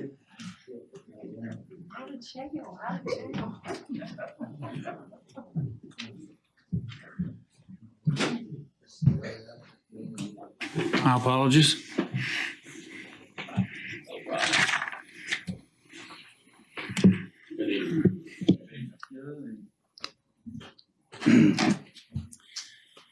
I am addressing these comments to the commissioners, the school board, and the citizens of Beaufort County. The inaction of this board to encourage opening business and schools in eastern North Carolina have only reinforced the actions taken by the governor and the school boards in North Carolina. Comments made by members of this board that the state of North Carolina supports the Beaufort County schools to the tune of $44 million, or 65% of the school budget, affirms the notion that the elected leaders of Beaufort County and the school board are nothing more than toothless tigers. It was noted that the school board is an elected body and the commissioners should allow the school board to wield jurisdiction over school matters. My question is this: what exactly do the elected members of the school board have control over? The state and federal funds come with strings and mandates attached. Those mandates require the school board to perform many procedures and tasks that were unheard of 50 years ago. The NC Department of Public Instruction controls the curriculum, the annual schedule of attendance, teacher pay, and a web of reporting statistics to measure the effectiveness of producing a product which will yield members of society that are able to be self-supporting upon graduation. In this effort, they have failed, as reflected by the performance metrics they themselves have developed. What is referred to as Common Core math is but one of the mandates thrust upon the local school board, which teachers are required to learn before they can teach these mathematic principles. How many of this board have attempted to coach your grandchildren through a simple math exercise using the Common Core agenda? No. How many of you businessmen use Common Core math to run your accounting, purchasing, and bookkeeping processes? Does the county use this form of math to administer the county budget? I do not see any of this nonsense in the spreadsheets the county finance officer presents to this board. None. Zero. If the school board were free from the web of bureaucracy and the endless reporting of useless performance statistics attached to the state and federal funding for public schools, and were then free to teach a robust curriculum directly tied to reading, comprehension, writing, effective communication, courses of civics based upon the founding principles, basic math skills, and the ability to understand and balance a checkbook, then the Department of Public Instruction would no longer exist. By this board's failure to provide leadership toward opening the eastern counties of this state, this board has both individually and collectively has encouraged the governor to continue the lockdown of business and schools to the detriment of our health and economic well-being. Not well done. Not well done at all. Thank you. Okay, we're down to item H, legislative update. We done, no one here? Moving on, we are down to items for consent. Need a motion to approve? Mr. Chairman, I approve we approve the items for consent. A second? Second. Discussion? All those in favor, please raise your right hand. 4-2. Motion to adopt. For the vote, you don't know how to vote if you talk to vote. All those against? There you go. Sorry about that. I'm just trying to speed things along. You get it, Katie?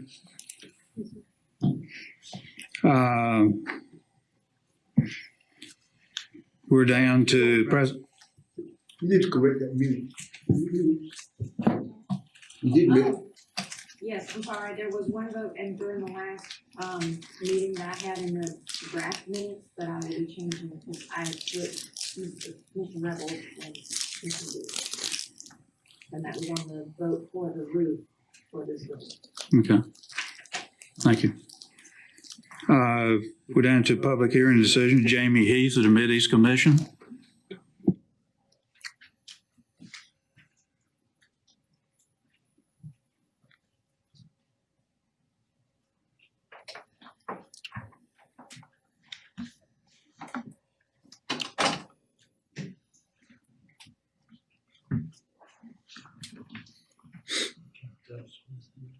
I thought you would jump off there.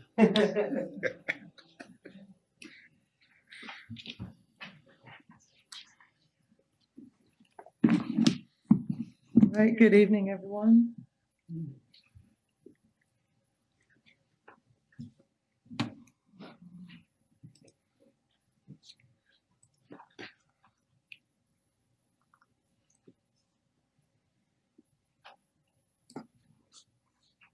Sorry, just trying to find my PowerPoint here.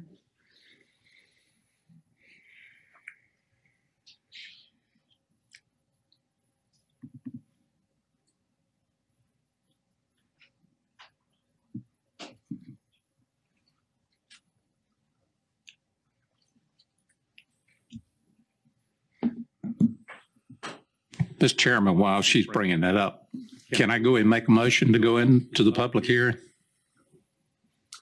Sure. So moved. Is there a second? Second. All those in favor, raise your right hand.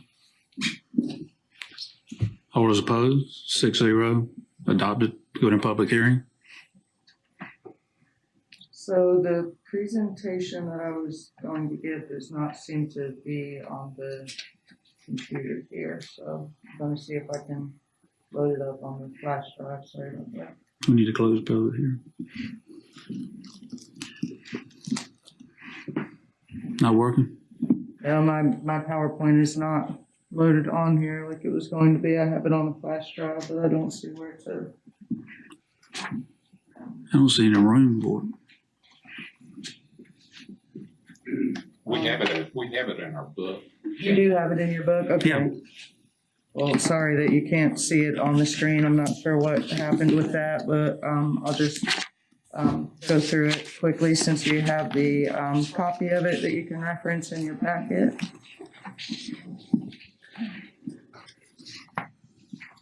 All right, so I'll just, this will be real quick. The presentation will be 10 minutes or less, but I just want to give a brief summary of the planning process for the Beaufort County Comprehensive Bicycle Plan and review the vision statement the bicycle facility types and the draft maps and the bicycle plan program and policy recommendations. And then we will have the public hearing. And we were going to summarize the public comments that had been received to date and then have the adoption vote tonight also. But we actually want to pull that part and just have the public hearing tonight because we received quite a few additional public comments since this went out. So we're actually going to have one more steering committee meeting and then come back to the commissioners again to do the actual adoption vote. So a steering committee comprised of public officials, staff, and private citizens have been meeting over the past year and a half to work on the bicycle plan. We did send out a public survey from June to September 2019, and we had a public open house in February 2020. We had great participation for both of those, and that public input was a primary driving force in recommending the bicycle facility projects and programs and policies. And the steering committee did make every effort to ensure that the plan reflects the needs and desires of Beaufort County citizens as well as the visitors to the county. And the steering committee endorsed the draft Beaufort County Bicycle Plan in June 2020. The vision statement for the plan: Beaufort County is an interconnected bicycle-friendly community where residents and visitors alike safely travel by a convenient bicycle network that includes both on and off-road bicycle facilities between all municipalities, townships, major commercial and employment destinations, and scenic and leisure destinations throughout the county. Community health, economic growth, and environmental conditions are improved through strategic investments in increased mobility, recognizing the diversity of resident and visitor needs across the county.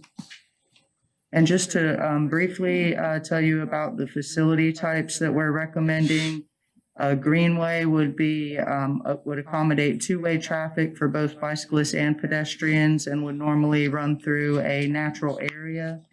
A shared use path has the same design as a greenway, accommodating two-way traffic for bicyclists and pedestrians, except it would be adjacent to a road. A buffered bicycle lane is a bicycle travel lane that is one way, so there will be one lane on each side of the road, a dedicated bicycle travel lane. And with a buffered bicycle lane, you will also have a 2-foot painted buffer in the road to separate that bicycle travel lane from the automobile lane. And then with a separated bicycle lane, you would, within that buffer, you would have some kind of physical separation like curbing or flex posts. And then the next category, just a standard bicycle lane, and that is, again, one-way travel for bicyclists, dedicated bicycle lanes on the road, so it would be one on each side of the road. And then you have bicycle boulevards and sharrows, which would be where the bicycles share the lanes with automobiles, and there would be signage and marking on the pavement. And with the bicycle boulevards, there may also be some type of traffic calming measures. And then you can see we've included the maps from the bicycle plan, and this shows the different projects that we're recommending. And I don't have time to go through all of these individually, but hopefully you've had some time to review the plan and look at those maps. We did send that out to you guys in late June, I believe it was. And this legend is going to be consistent for all the maps. The first one you're seeing is the overall county map, but you'll see the shared use path recommendations in blue, the separated bicycle lanes in yellow, buffered bicycle lane in purple, the standard bicycle lane in orange, bicycle boulevard in brown, sharrow in red, the greenway in green, and the red dot is intersection projects, and the yellow dot is bridge deck enhancement projects. So after the overall county map, you can see the inset for the town of Aurora. And then for the town of Bath. I'm sorry, this isn't on the screen for everyone else's benefit here. And then we have the town of Belhaven.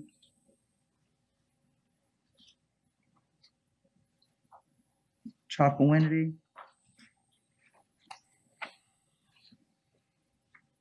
Pantego, and then the city of Washington.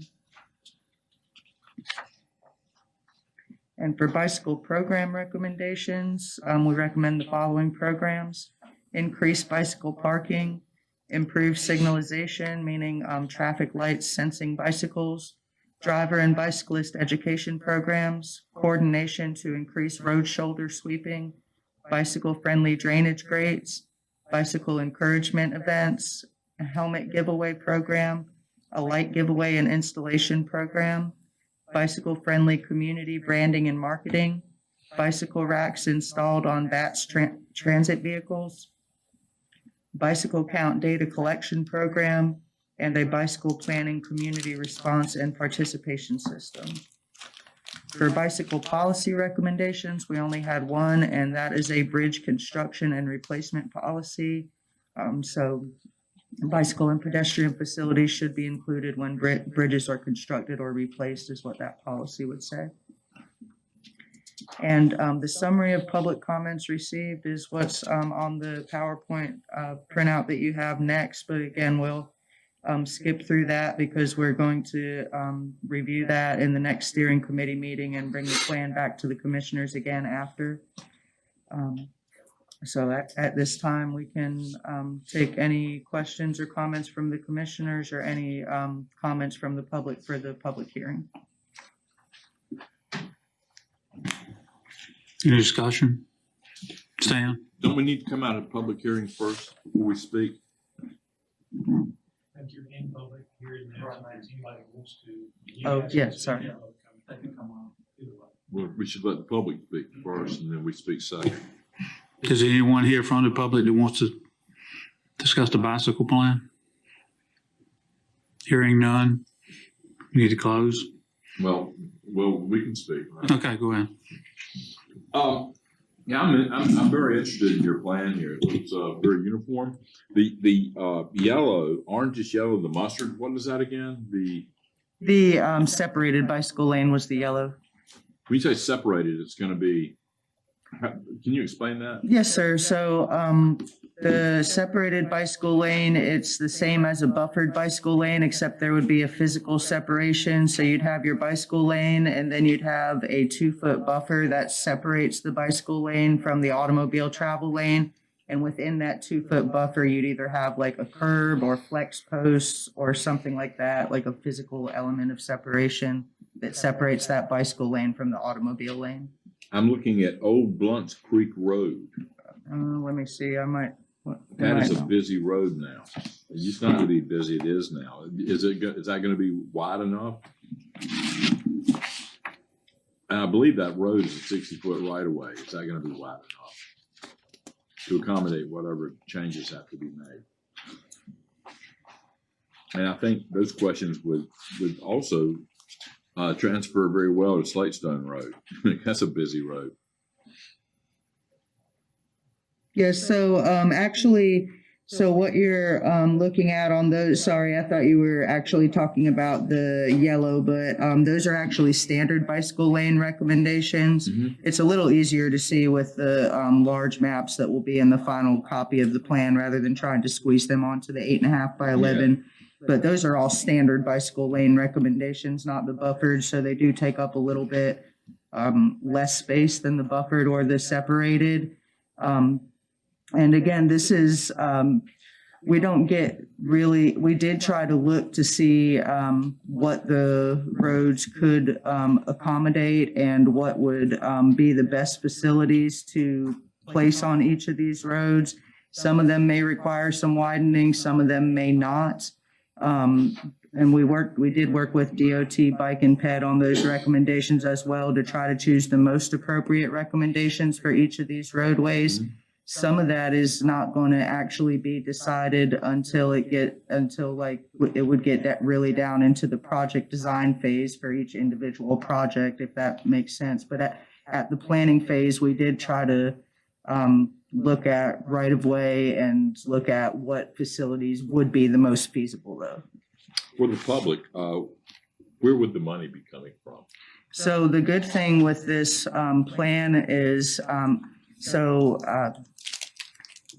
to get funding from NCDOT for most bicycle and pedestrian projects, you would need to submit projects through the RPO or the MPO for urban areas, but for Beaufort County, it would be through the Mideast RPO. And you would be required to have a bicycle plan to submit any bicycle projects for funding. So once this plan is adopted, you'll be able to submit these projects through the RPO for NCDOT funding.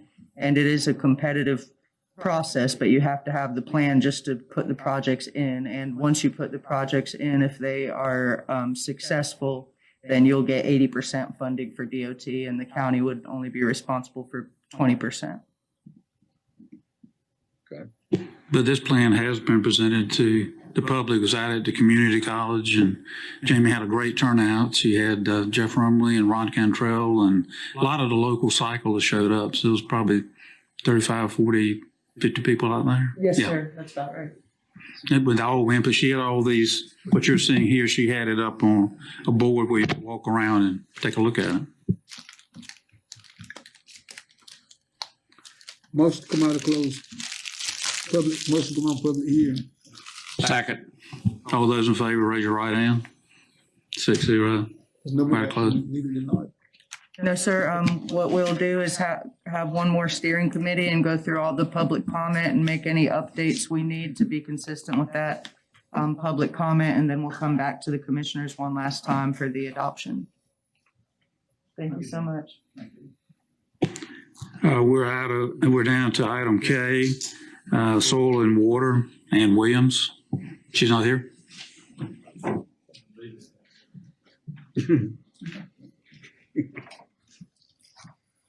Mr. Croy, actually, the project has actually been pulled. There was federal funding. As you'll recall, several months ago, the board approved this project moving forward. There was state funding, there was federal funding that was with it. The federal funding fell through. The feds said they didn't have enough money to complete the project. She was going to bring it back with just the state funding. But the state funding had a deadline of a couple months to get it all done, and they couldn't meet that deadline. They talked to the homeowner, the property owner. The property owner said, "We're fine. Don't worry about it. We don't want to do it anymore." They actually got an extension for another couple months from the state. She had another conversation with the landowner, and the landowner said, "I don't want to deal with it anymore." So we're pulling the project. Melody?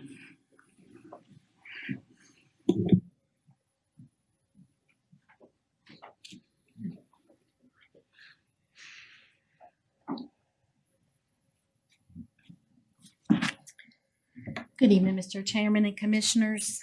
The department is here tonight requesting to upgrade our social work program administrator position to a human services deputy director. This position will serve as the second in command at the agency and will be in charge when I'm not available. The position will also oversees all the social work services programs, and in my absence would be able to consent to end-of-life decisions for our disabled adults under the guardianship of the agency, and also consent for medical treatment for children in foster care. We are requesting to move funds from our temporary services line to the salary line to support the reclassification, and we were able to do this within our current budget. It would require approval of adding the Human Services Deputy Director to the salary plan at a grade 30, and also would require approval of the budget amendment. Who's second in command right now? She can operate second in command, but this would give her the face as the second in command when I'm not there. She doesn't have the title of Deputy Director right now. Commissioner Richards? Well, we're not adding an employee to the Social Services Department. We're just reclassifying an existing employee. Correct. Okay, so next year, you're not going to come back and say, I need another employee to replace the one that we moved from the old position. No, sir. Thank you.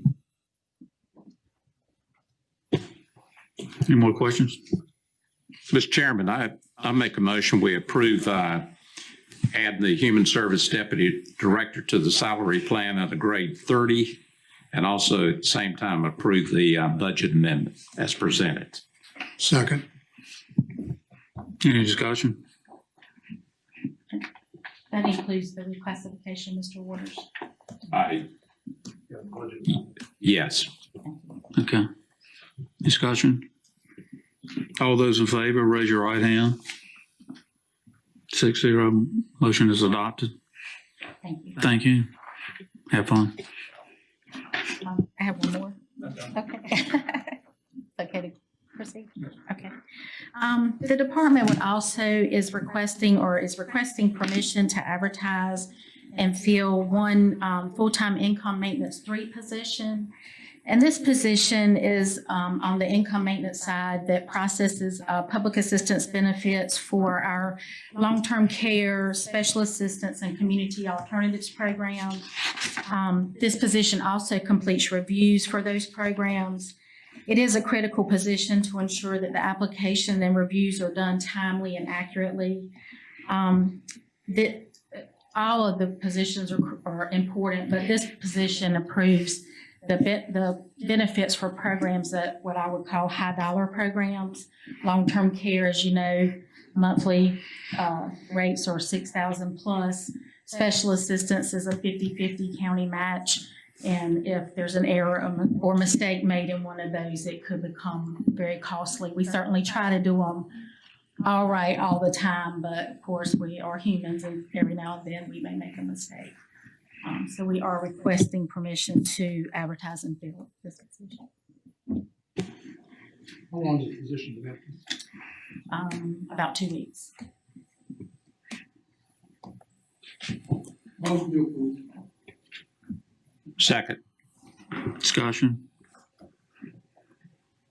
All those in favor, please raise your right hand. 6-0, motion is adopted. Melanie, can I ask you a question before you leave? Yes, sir. The computer program that you've been having so much trouble with, Yes, sir. is there any progress been being made on that? Not in my opinion. Okay. Yes, sir. Which computer program are you having trouble with? State program. Oh, the state program, not the one, oh, yeah, No, right. sir. You know about that. Yes. It's notorious. Real fast too. Right. We're down to item M, items for presentation, curbside collection. Christina Smith. I hear you.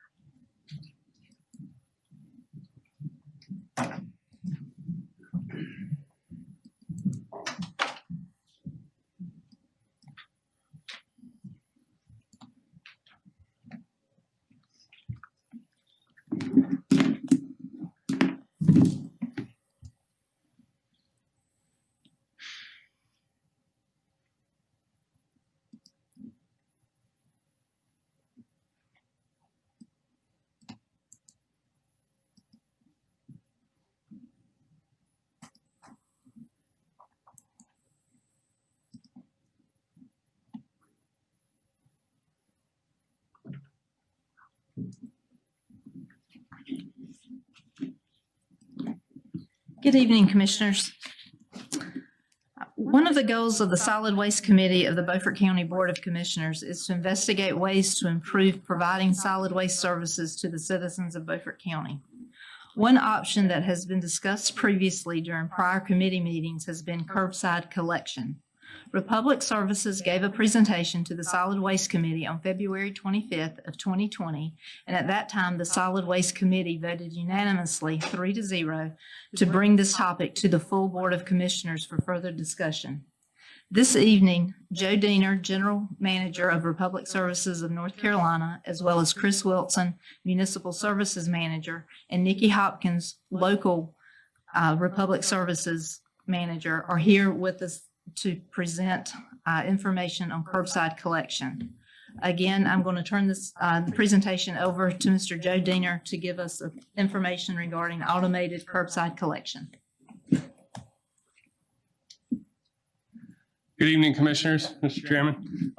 As Christina said, my name's Joe Daner. I'm the General Manager for Republic Services in North Carolina, handling essentially Raleigh-Durham markets out to the Outer Banks. So, as Christina stated, this information tonight is to provide an opportunity to share with all of you what automated curbside collection looks like, and to give you an opportunity to ask questions as it relates to curbside collection. Also got a brief overview of Republic Services and who we are as a company, very brief, just in case you were not aware. So Republic Services, some bullet points there. We are a national company. We're the second largest solid waste and recycling company in North America. We've got over 36,000 employees. We operate in 235 markets, 41 states, and Puerto Rico. Our local leadership team, many of you know Nikki Hopkins behind the mask. He's been our ops manager here in Little Washington for quite some time. And he's the local point of contact and really has the expertise of the collection and post-collection operations in this area in Beaufort County. We are very focused on attracting and retaining the best talent when it comes to our frontline employees, and we've got a very comprehensive training, onboarding, ongoing safety program to make sure that we've got the best folks operating our trucks, servicing our customers. The nice thing about having a local point of contact is we're right here in Washington, right down the street. So what we propose on this curbside collection is to add an administrative person to our office to be almost exclusively dedicated to Beaufort County and servicing the residents of Beaufort County. And then additionally, Republic Services has a mobile app that will be available to the residents of Beaufort County to look at things like route delays for weather or hurricanes, for example. They can request card exchanges. So a lot of opportunities to interface both locally and with on a technology platform. Overview of automated collection will utilize 96-gallon carts. Okay, the carts are placed by the roadside, by the resident on the day of collection. The 96-gallon carts are equipped with wheels and handles, so they're pretty easy to maneuver. And then the collection vehicles are equipped with an articulating arm that the driver will operate with a joystick, and it grabs the cart and tips it and sets it back down in place. And I've actually got about a 1-minute video at the end of this that shows actual collection taking place in the town of Wake Forest, which is a big municipal partner of ours. The advantages to automated collection: it's safe, it's clean, it's efficient. Cart placement recommended 3 to 4 feet away from mailboxes, cars, etc. While it's at the curb with the handle facing the resident's house. Waste should be bagged. Strongly encourage waste to be bagged in the cart to eliminate windblown litter. The actual collection time is about 8 to 12 seconds. Some of the advantages here: residents would not be required to drive to convenience sites. And when you think about, this is essentially door-to-door service, it could be viewed as a service increase that the county would be providing to the residents of the county. To dig directly into the MSW side, so the Solid Waste Committee asked that we look at once a week MSW collection, just regular trash collection. Rough numbers, because we don't have it exactly dialed in how many homes we'd be talking about, but rough modeling has us at about 4 routes per day, 5 days a week. We'd be there. Extra carts would be available for high volume users that would be approved by the county. And then we'd be looking at 4 brand new automated collection vehicles. And as we go through this, this would all be new equipment if we move forward with this to service the county, both carts and vehicles. Another service that we looked at was curbside yard waste collection, very similar to the MSW side, but participation is typically a little lower on the yard waste than it is on the regular MSW. So at this point, we're looking at about 3 routes to cover the county over 5 days. Again, you've got the extra carts for higher volume users, and then the 3 new automated vehicles and items that you'd be able to place into those carts from a yard waste standpoint. You know, you're looking at grass clippings, leaves, small limbs, branches, twigs, stuff like that. It's not, certainly that type of collection is not meant for, you know, taking down 3 big oak trees in the back and trying to stuff it in there. And then we also looked at curbside bulk waste collection, and that would be done, could be done with a knuckle boom truck. The resident would call either the county office or our office, and we could configure it either way to schedule a bulk waste collection, of which it would be put on a list, then routed. The truck would run and pick up the bulk waste from the curb. And examples of the type of bulk waste that we'd be talking about: furniture, bookshelves, swing set, appliances, no e-waste, and small demo projects are just some examples of how we could structure that curbside bulk collection. And then just wanted to highlight some of the advantages for Beaufort County to going to a curbside collection contract. Reduced disposal expense is one. Minimized exposure to risk and liabilities associated with convenience site operations. An increased service offering to the county residents. Reduction in windblown litter along the county roadways from residential hauling to the convenience sites. A proven and reliable service partner in Republic Services, and then to also mitigate capital expenditure requirements currently needed for the convenience sites. And here is the video.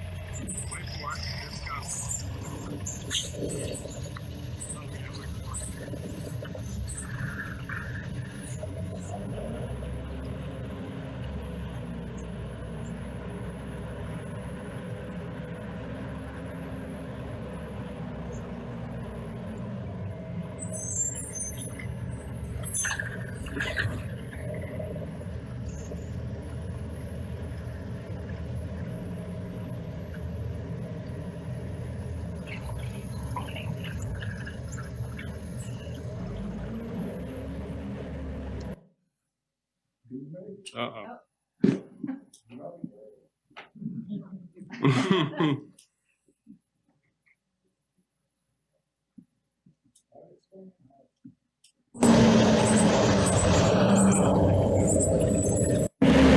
Oh, there we go.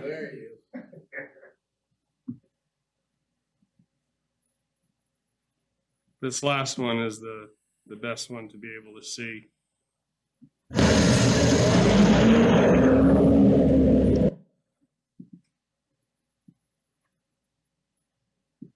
Here we go.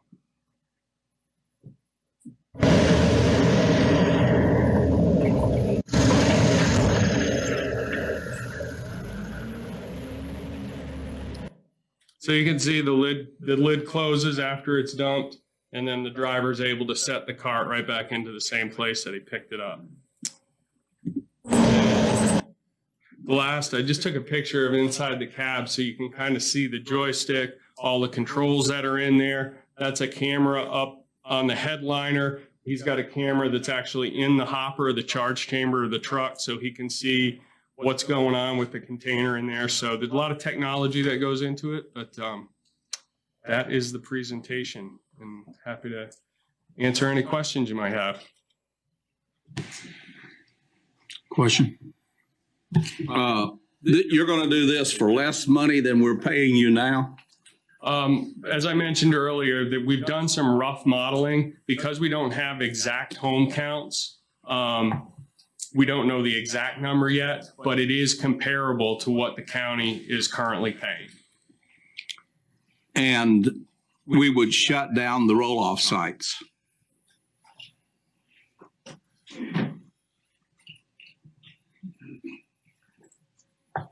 The model that has been discussed in the solid waste committee meetings is that we would shut down the majority of the roll-off sites. Nothing has been finalized as we were having the discussions in the committee meetings. And please, Commissioner Waters, Rebholz, and Deathridge, please correct me if I say something incorrect, or if you'd like to add to what has been discussed in the committee meetings. What we were discussing, none of that has been finalized. As we were talking about this, if it is an option, then we were looking at possibly having one side on the north side, one side on the south side. But again, none of that has been finalized. What we wanted to do was to bring this to the full board to see, is this something that the full board is interested in? If the full board is not interested in this as an option at all, then there's no need to continue down the path and really finalizing and nailing everything down and putting in a lot of man hours into it to see if this is something that we want to move towards. If the full board says definitely no, this is not something that we want to do. But if it is something that the board wants to move forward with, then we want to continue that. But again, what we were thinking is this would still be what Joe has presented and what the solid waste committee looked at, is that MSW would be picked up curbside and vegetative debris would be picked up curbside. At the time back in February, recycling was still a service that is provided, but as of last month, that is no longer provided. So the need for a collection site is diminished now. Of course, we still have to find a place to collect white goods. We still have to have a place to collect electronics and things like that. So there would still be a need to have for the county to operate some type of facility, but none of that has been decided yet. How many counties are doing this now? I can tell you, Terrell County is one that we service, Washington County. We service Washington County. Chris, who else do we have from a county standpoint?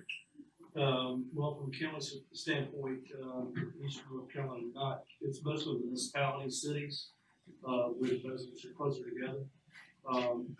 So from a county perspective, I couldn't. I think it's primarily those two counties in Eastern North Carolina. How long you been doing those two counties? We've been doing probably 7 or 8 years. How many times have you modified the contracts? Well, you're asking some tough questions. I don't know off the top of my head. I know back in 2014, I think we renewed the Washington County contract, and I think Terrell County was pretty recently as well. Yeah, and we've renewed those contracts without them going out to RFP. Did you have providers in those counties that were picking up garbage privately when you started your process? I can't speak to that. That predates my time in this role. What would happen to the companies in Beaufort County that are now providing a trash pickup service if we do this? I mean, they would presumably, if they have customers, open market customers that are in the county, those customers would be rolled up under the county service. And I think there's a notification period that has to be provided to let those haulers know or make them aware that. So we'd put them out of business. I mean, I don't know what their business model is or market share. I can't say whether they'd be put out of business or what would happen. Well, one of the problems I have in as big a county as Beaufort County is, there are very few curbs in Beaufort County. Is the distance between houses for pickup. I mean, this works fine in a municipality where you can bip, bip, bip, bip. But we've got places in Beaufort County that you may drive 5 miles, plenty of them, before you do another pickup. And a lot of problems of that sort going on. I'm gonna have trouble voting to put people out of business that are in business. I'm going to have trouble voting to make government bigger, because that's what we're doing. This is going to go on your tax form. I'm going to have trouble with renegotiating contracts, because you get in here and you find out you can't do it for what you thought you could do it for. I can see where if you close down these sites that you're using now and you have to haul the trash anyway, I can see your economies of operation, but I do have problems with service.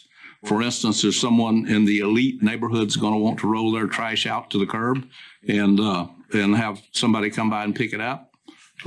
So I see a lot of problems that go with this. I see where, from your standpoint, it's a beautiful approach to the problem. And if I were in your boots, I'd be making the same approach you're making.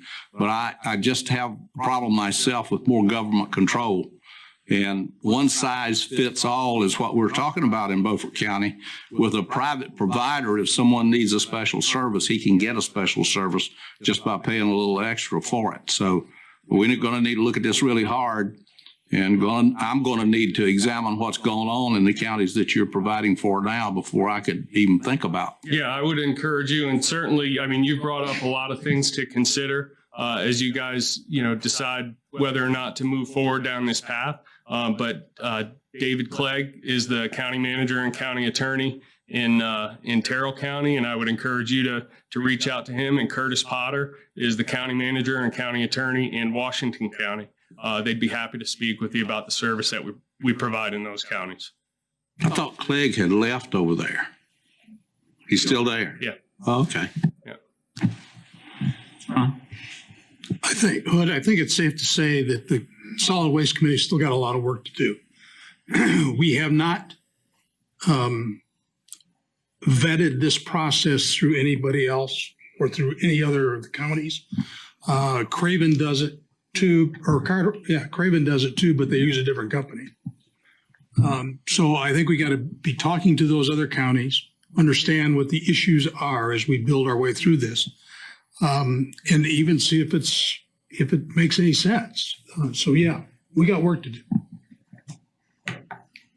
But if you recall, the reason for them coming now is that we have a time frame that is required by state law of 15 months before they could go into business doing this.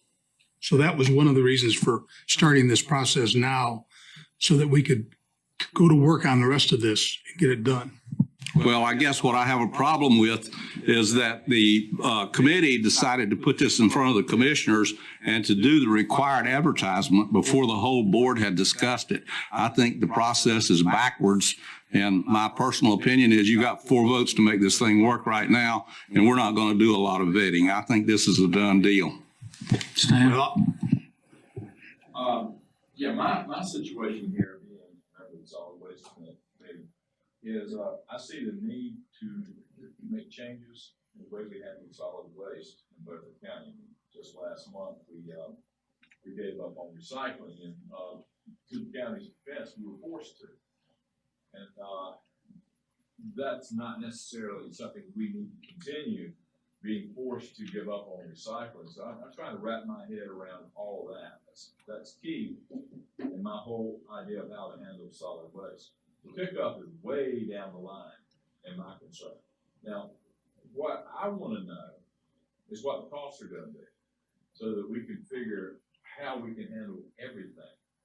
Recycling, which I expect to be getting back into at some point. And, should we how do we handle, yard waste and, construction?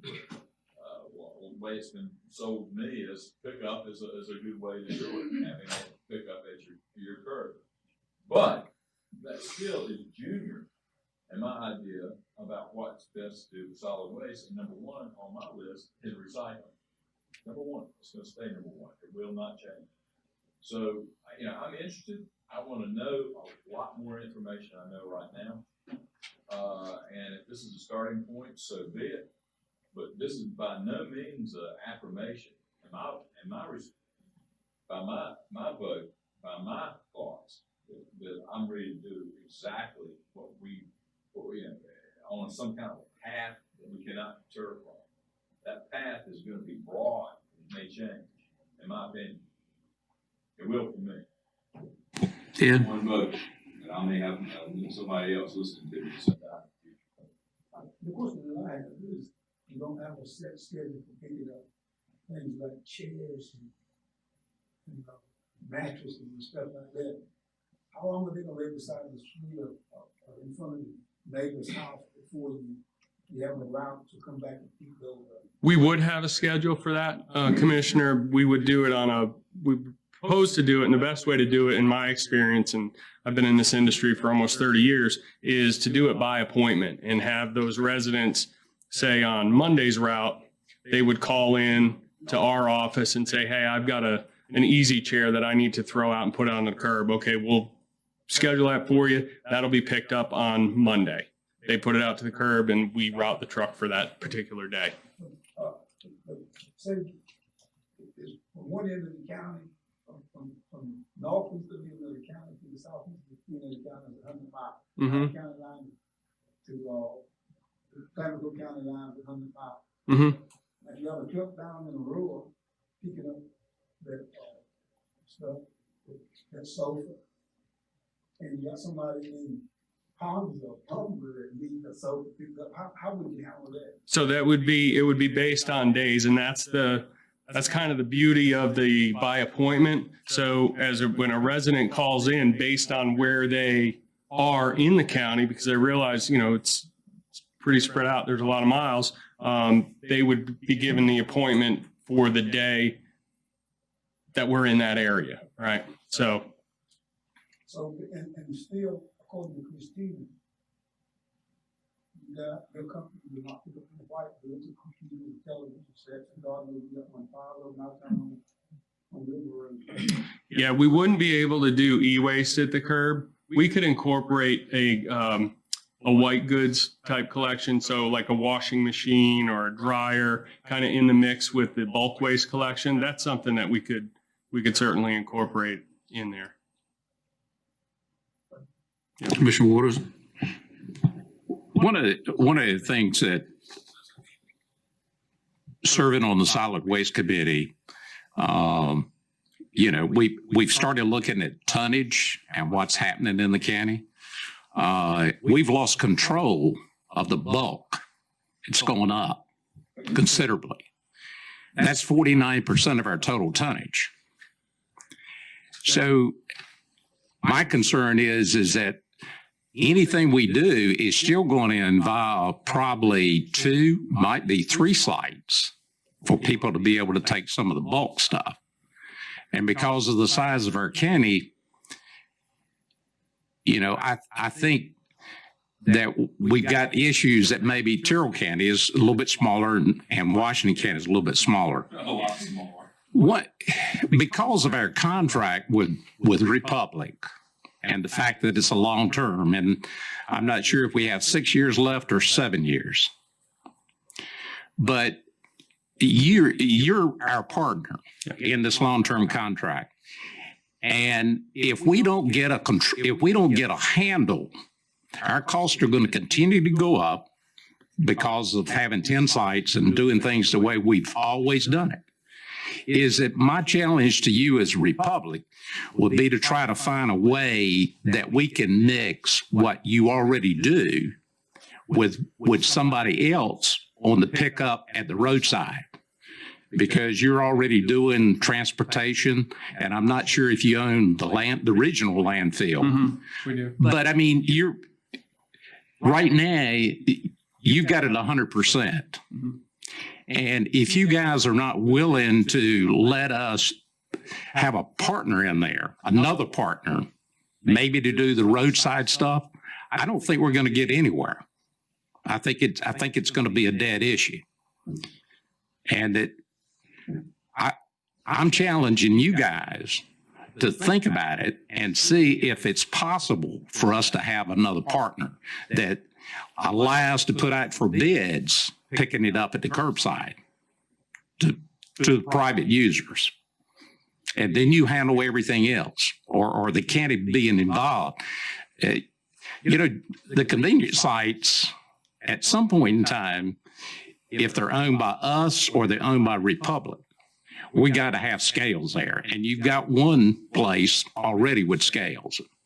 I'm not sure at Hawkins Beach, do we have a set of scales? The only scales are at the landfill, so and that only does vegetative debris. Okay. So there's no scales for municipal solid waste or anything like that. But because 49% of our tonnage is people are bringing pickup loads full, and they're bringing single axle, dual axles, and the kind now with the bodies with the hydraulic lifts, and they're dumping them in the bulk container. So we got to do something. Are we going to continue every year now that we've got an enterprise and it stares at us, and we know what our cost is? And if we got to pay for the tonnage, we got to get our handle around it. And we need you as a partner, and we need other people as partners to be able to make this thing work. And one last thing. Almost 75% of the complaints that I get either by telephone or by email or at the breakfast table with a group is solid waste. And the last one that I had was the site at 5 Points, the compactor there. And I would ask you guys to try to get that one repaired and in place as soon as possible. We had somebody looking at that. We had some power problems that ran into the motor being burned up several times. And I had Tri-County come out, they had found out that they needed a new transformer put on the pole. Since then, we've run into more problems with it. It's a single phase compactor. But Tri-County informed me, which we didn't know, and I've been here 23 years, that was a 3-phase convenience site. So I was like, okay, I don't know electricity.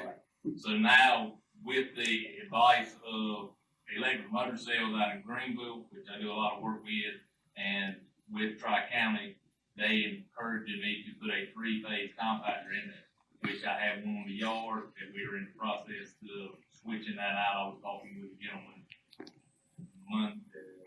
this morning, we were speaking about it. We're in the process of switching that compactor out, putting a 3-phase. That you said Tri-County, it's Tideland. Tideland. And just for the public record, we have 23,270 parcels that are paying the fee.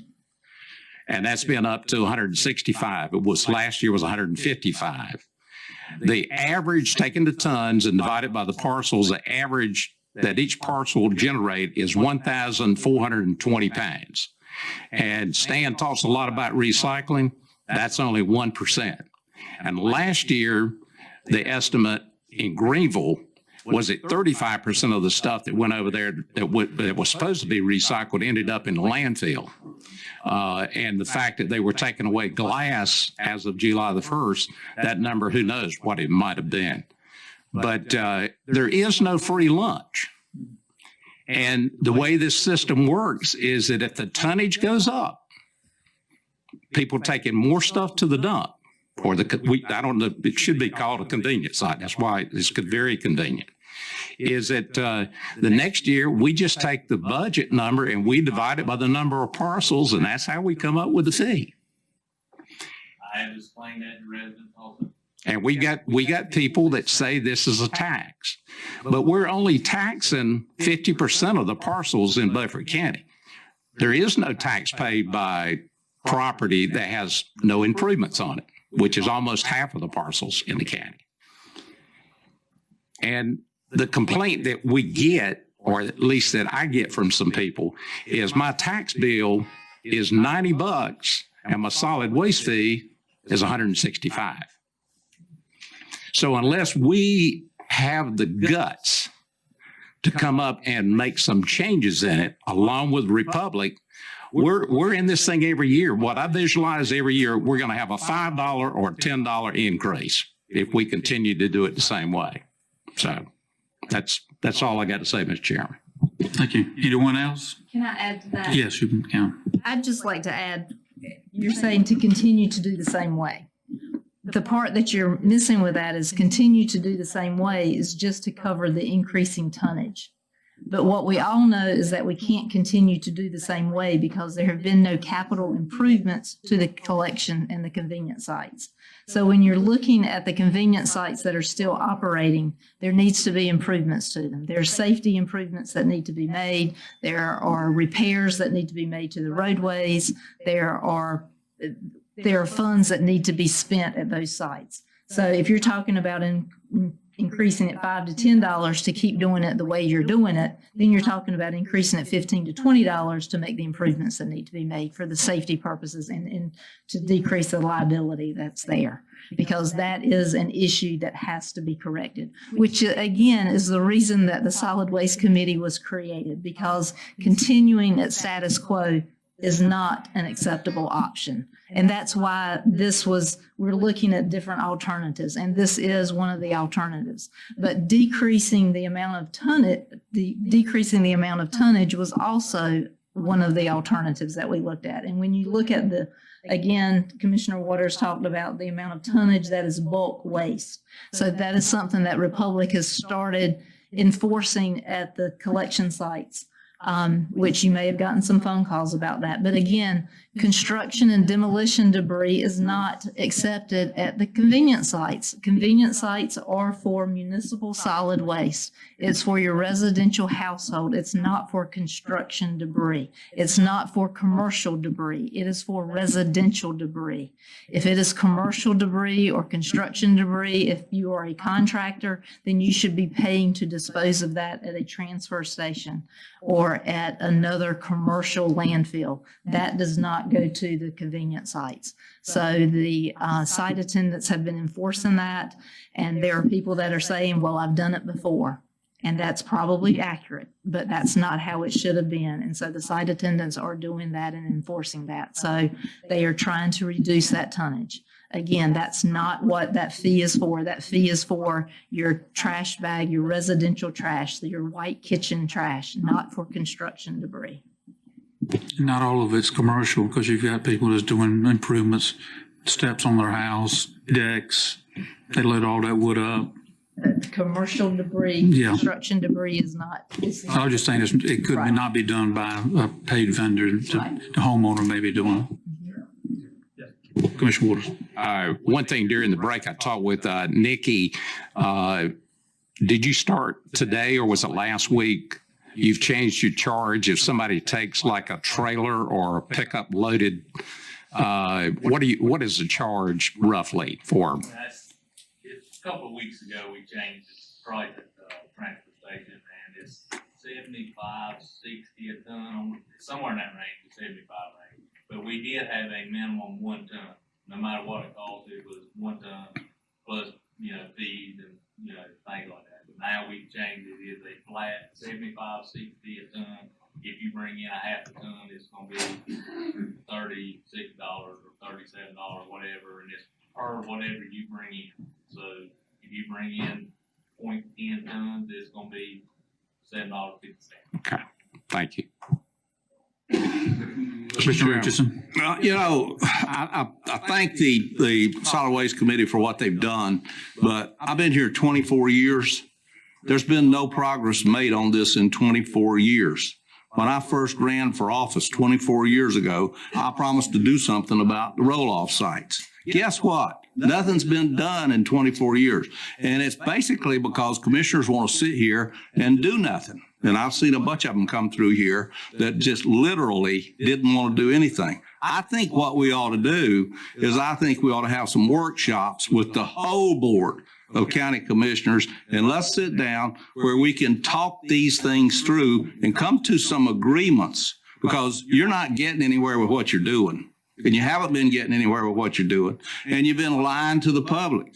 We promised the public that we would redo that site at what I call Ransomville, and you call it Ransomville. I got it right that time, the first time. At Ransomville, we promised them 2 years ago we would do that. And every time I go across the county, I have people in that part of the county talking about the fact that we lied to them. Now, I think I make a motion that we set up some workshops that commissioners can get into, and if the public wants to sit into them, that's fine. But so we can speak frankly and come to some agreements about what we are really going to do.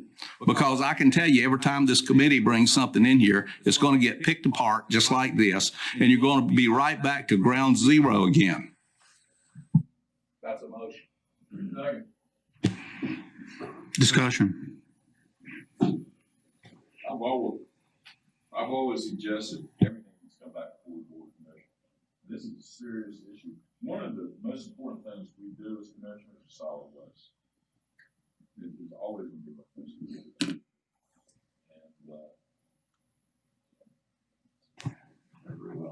Commissioner Waters. I don't have a problem with motion. But if you've been here 24 years, man, ain't no way in the world you come back and try to do it. I mean, it's a thing that you just got to talk to them people pay for carrying the trash.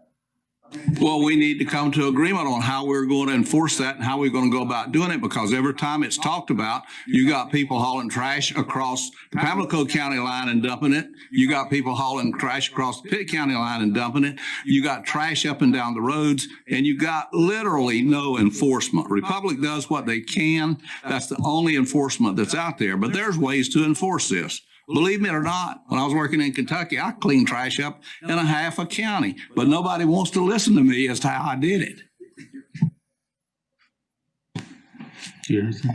Mr. Chairman, I don't have any problems having a workshop. I mean, the fact that Hood's not been able to get anything done in 24 years, I think speaks well for himself. Oh, you need to take the reverse, Frankie. It doesn't speak very well for the rest of you guys, because I can move it and shake it. Well, one of the things you got to realize is that when you get into the budget process and you start talking about capital expenditures and you talk about increasing the fees, you've never voted for an increase, so you've never solved the problem. That's it in a nutshell. Politics, Frankie. Politics, Frankie. I've been reelected for 24 years. There's a reason. Because you do absolutely nothing. That's it. And people like that on occasion.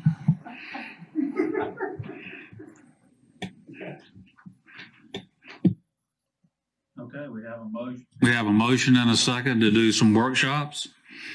Is that right? All those in favor, raise your right hand. All those opposed, 5-1.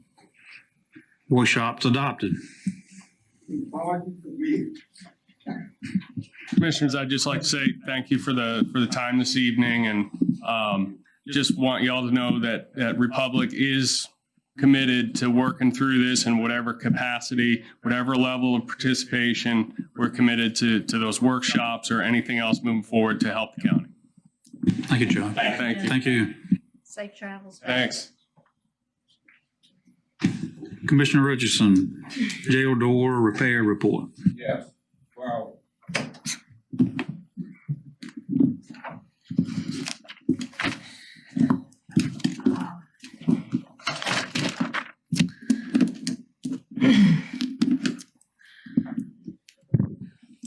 Work completed during July. All hardware and all material was received. Demolition was completed in the control room. The walls were painted and the new control room counter was installed. New stainless steel shower insert was installed in A block. The conduit was run above the ceiling from all of the cell blocks to the control cabinets, which is located behind the control room. Hollow metal frames and doors were installed in all of the precast locations. So all of the precast openings were expanded and cut, and all housings for the sliding devices were installed, and the new MRCs or manual release cabinets were installed. Work scheduled for August, they will continue aligning and leveling the sliding doors. They will complete the installation of the hollow metal doors and frames, also complete installation of the new locks on the chase doors and remaining doors, and they will install glass. Staff has been working with MTS, checking on them every single day. We have a fire watch. The fire alarm has to be deactivated every day because they're still doing a lot of grinding and cutting and that type of thing.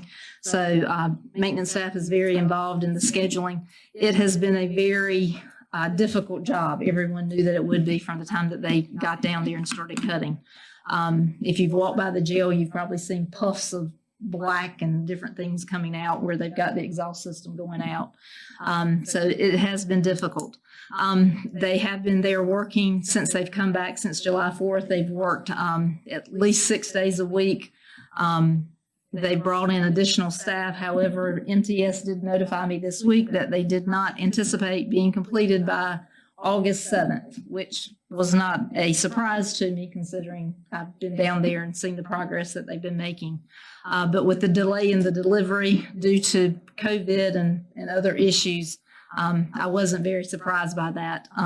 But they are telling me that they do believe that they will have everything other than final touch-up paint complete by August 14th. Based upon what I saw when I went through there today, I believe that that's pretty close. I think that they'll have the doors operational and the meat of the project installed. For those of you that read through the RFP document, you'll see that there was a lot of other, touch-up paint, final cleaning, things like that. I still have some concerns about, testing out equipment and existing systems because of the amount of dust and debris. We have to go back and retest the fire alarm system and televisions, round systems, things like that, which have been covered, but they've also been uncovered, and things, construction process, you always have to go back and retest existing systems. They should work again, but oftentimes they do not. So they should be substantially complete, which is a construction term, which means that the system should be operating normally, but there may be a few things here and there where it's not going to be exactly perfect. There's one sliding device in cell block C. The doors will operate. It's going to operate. They'll be able to move inmates in and out, but the housing is longer than it should be. They field measured incorrectly. We field modified it as much as we can. They're still working to see if they can get another maybe inch and a half. But if it's not exactly like it should be, there may be a time down the road that they may just have to come back and manufacture a new one and come back and take that one down and put another one up. If we're paying the amount of money that we're paying, it needs to be right when they leave. But again, it'll be to the point where they can move inmates back. If you recall back to the original project work schedule, even after MTS was complete, I still had a few weeks in so that we could do other work in the facility. So the plan now is to streamline those last 3 weeks that we had and to push that work together to make up for that extra week. So my plan is that the work will still be complete by the 3rd week in August, which that's what I'm pushing towards, because we still have some HVAC work that needs to take place, but I cannot do the HVAC work until the dirty work, for lack of a better term, is complete, until the cutting and grinding things that's making the airborne particles is complete. I can't go in and do a cleaning of the HVAC system until all of that work is complete. And right now they're still cutting bars and that type of thing.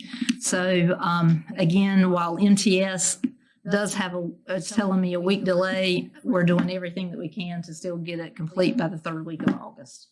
So it's not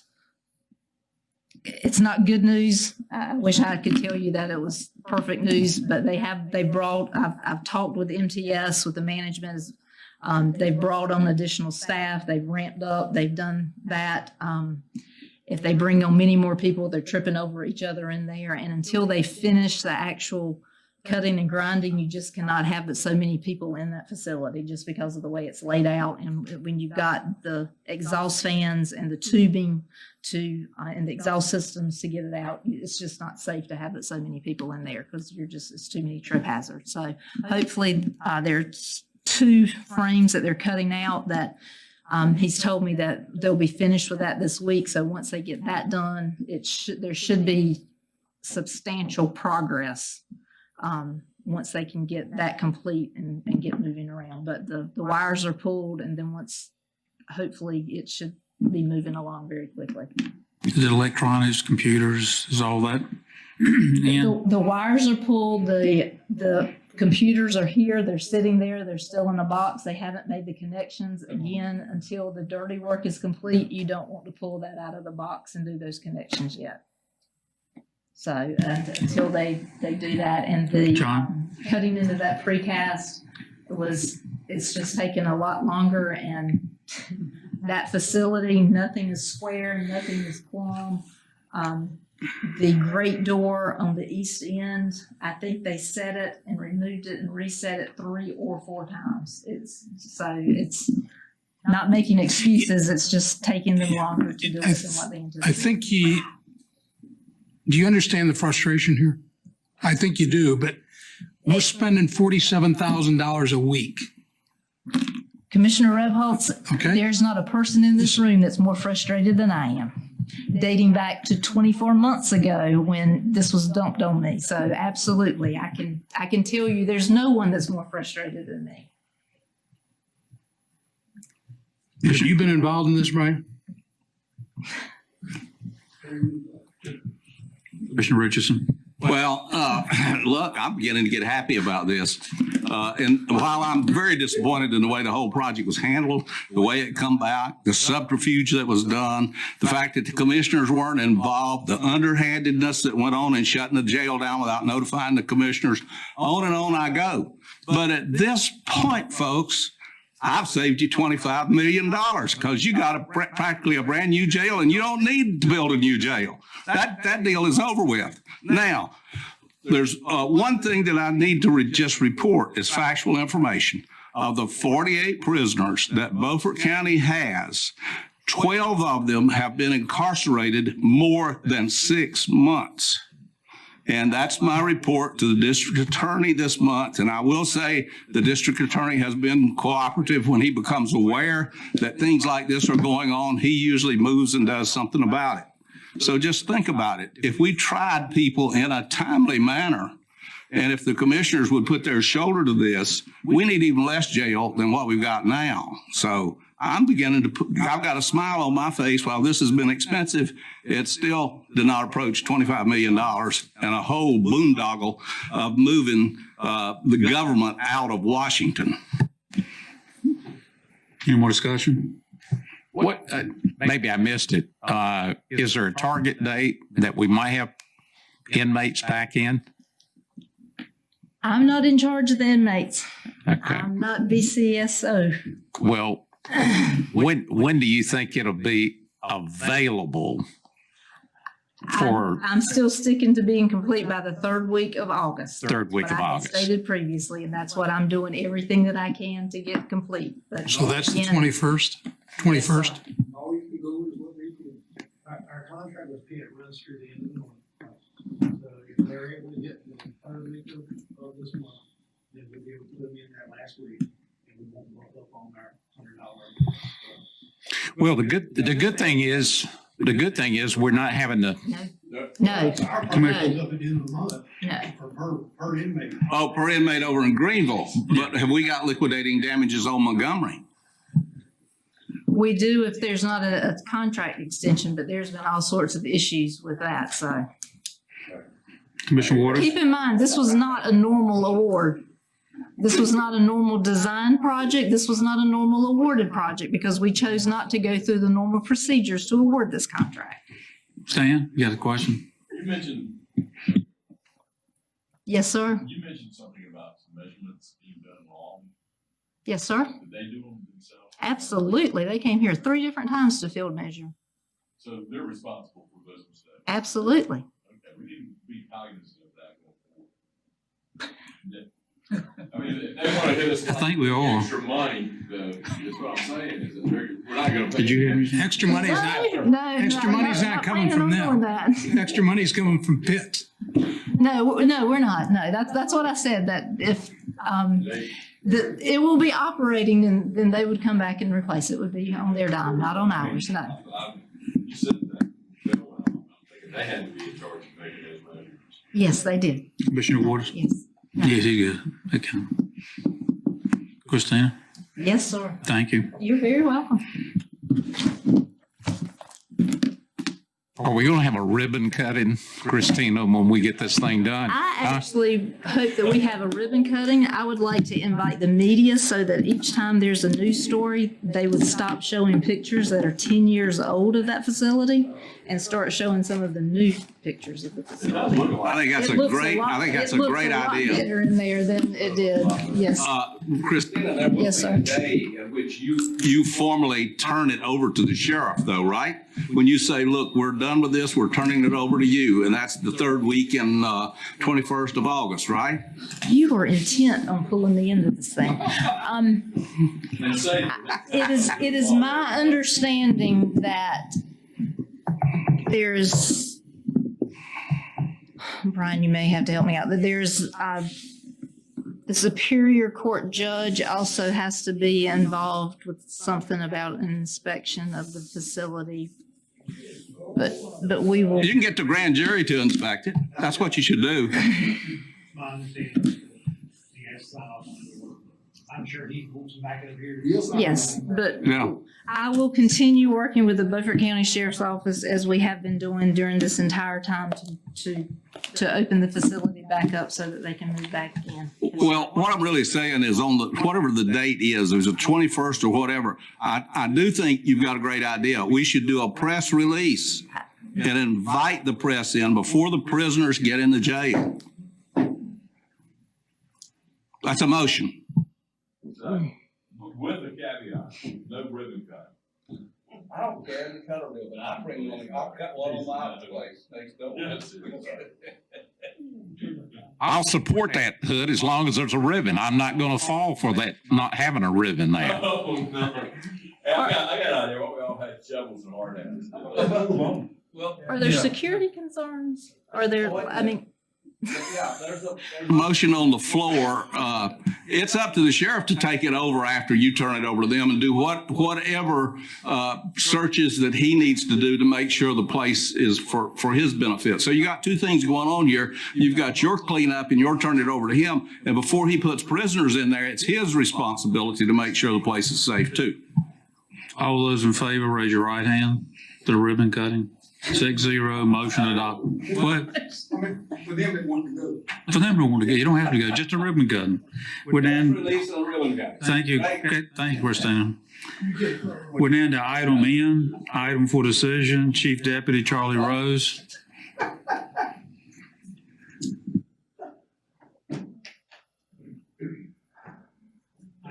Christina, go home. Breathe deep. I am not Chief Deputy Charlie Rose. So I have the item for you tonight. I had conversations with Chief Deputy Rose about it. And essentially, he was not, well, he was told not to attend the meeting.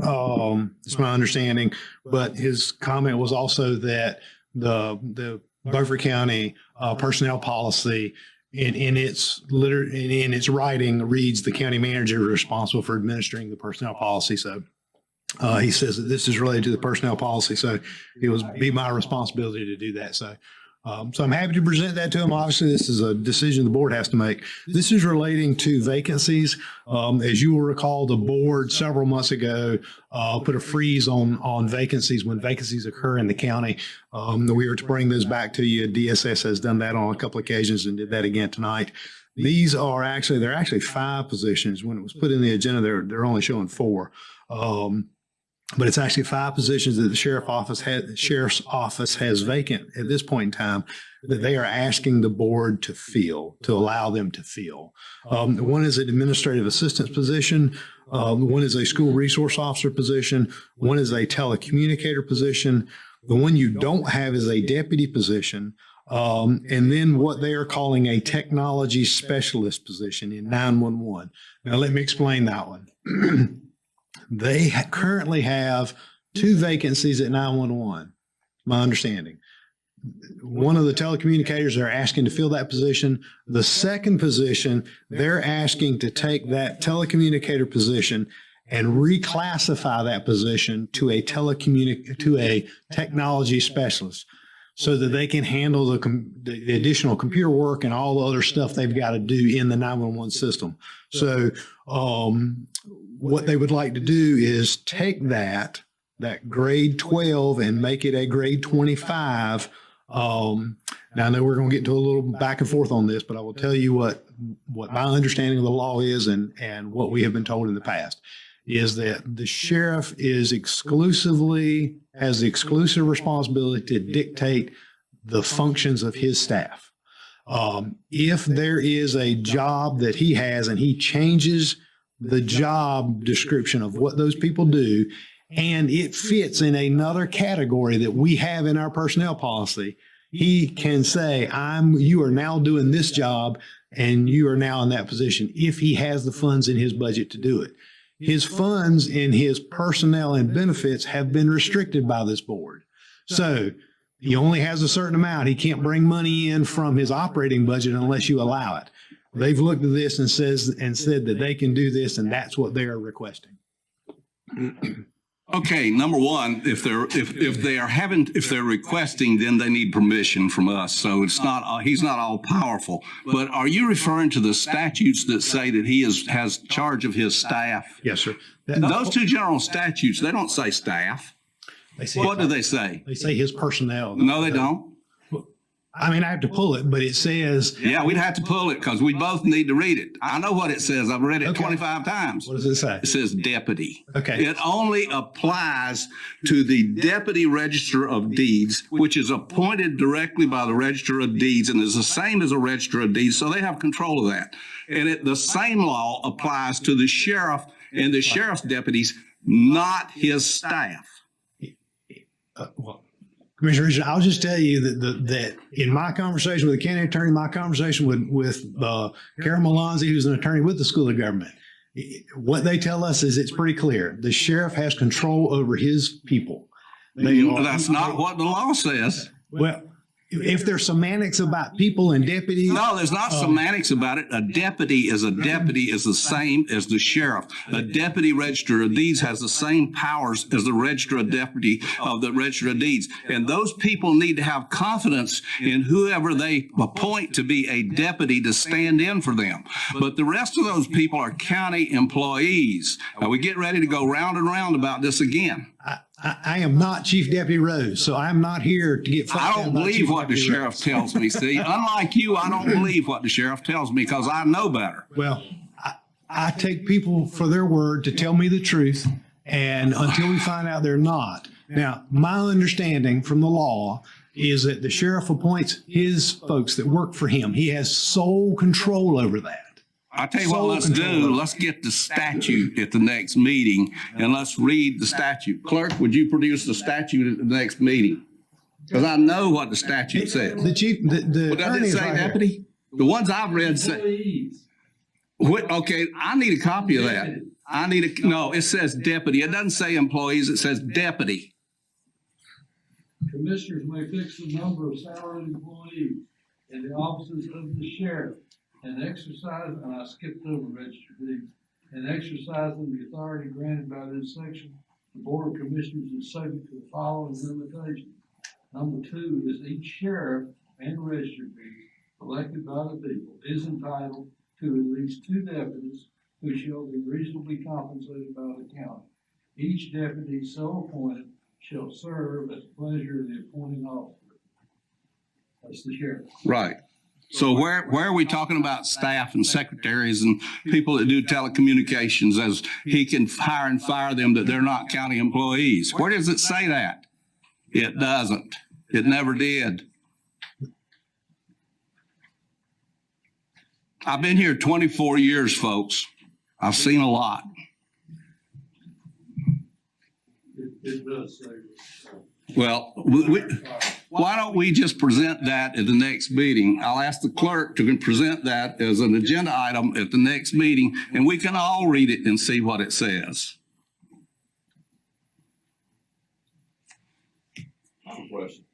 Commissioner Waters? My question, Brian, is during the budget process, we approved the budget and we capped the number of employees for the sheriff, the detention center, or the jail, as well as the 911 center, and that number was 102. That's correct. Now, are these 5 positions vacant right now? And They are. The only position that is not vacant right now is a deputy who has given his 2-week notice to go to work for the state of North Carolina.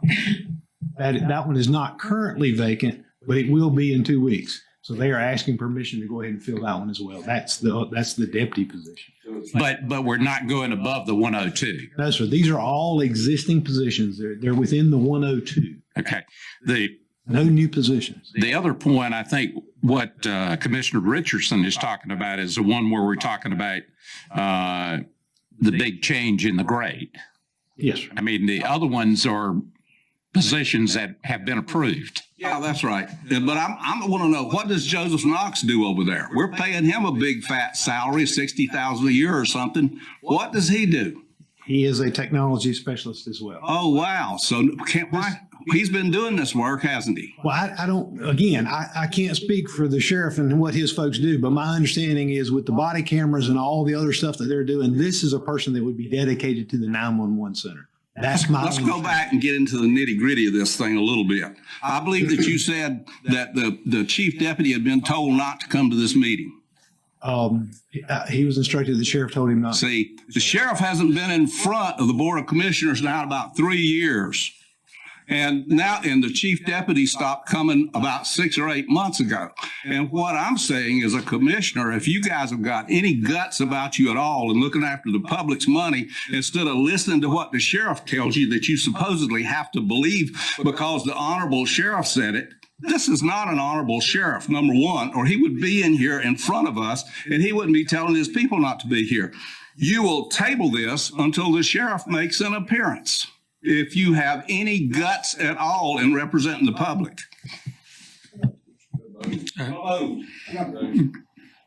Go ahead. Yes. These 5 positions, and I understand that we got a cap of 102 people. Are these the 5 positions that he cut out of Are these the 5 positions that he cut to give raises? He said, "You believe are these the same 5 positions?" No, sir. Okay, yeah, no. No, sir. He only has 102 positions allocated by the board. The board adopt 102 in the budget. So what he did when he presented his budget last year, what he said, and correct me if I'm wrong, because I'm not gonna try to manage the budget, but I'm not gonna let them push me around and do what they want to do either. Right. We were told that it was 5 people down during budget time. Is that correct? What the chief deputy told this board and told me and told this board was that they wanted to make adjustments based on changes to salaries of their existing employees, and that they would do that and hold the budget flat. In order to do that, they took 5 positions and did not fill them and froze them during the budget time to say, look, we did exactly what we told you we were going to do. We brought you back a flat budget. When the board adopted the budget, they adopted 102. Last year, you had 107 in there. You adopted 102 this fiscal year. So 107 last year. That's correct. So now this was 102 because it was 5 positions and 3 calls, if I'm not mistaken, 2 calls. I think it was Those are 4 calls. Okay.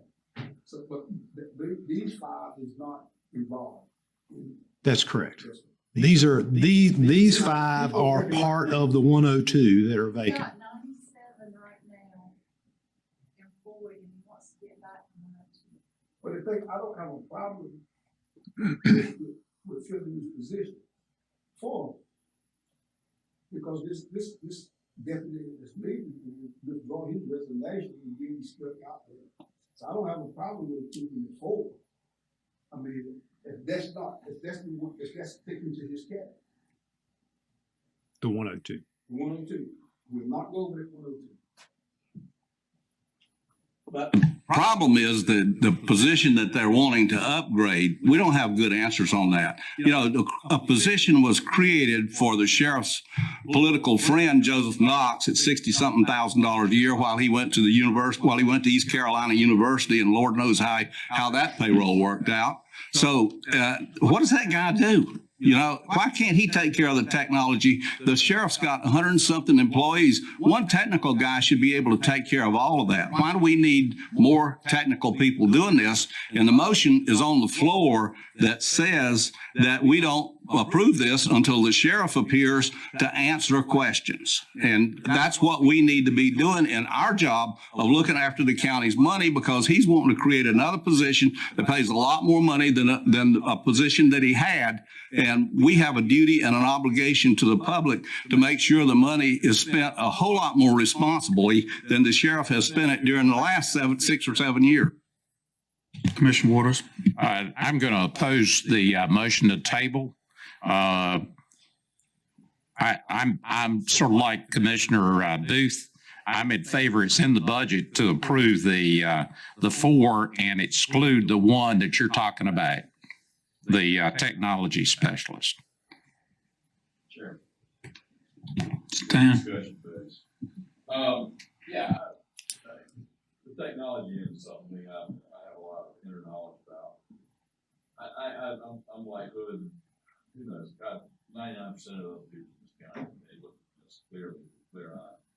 Why does the sheriff have an IT guy and then has to go get another one?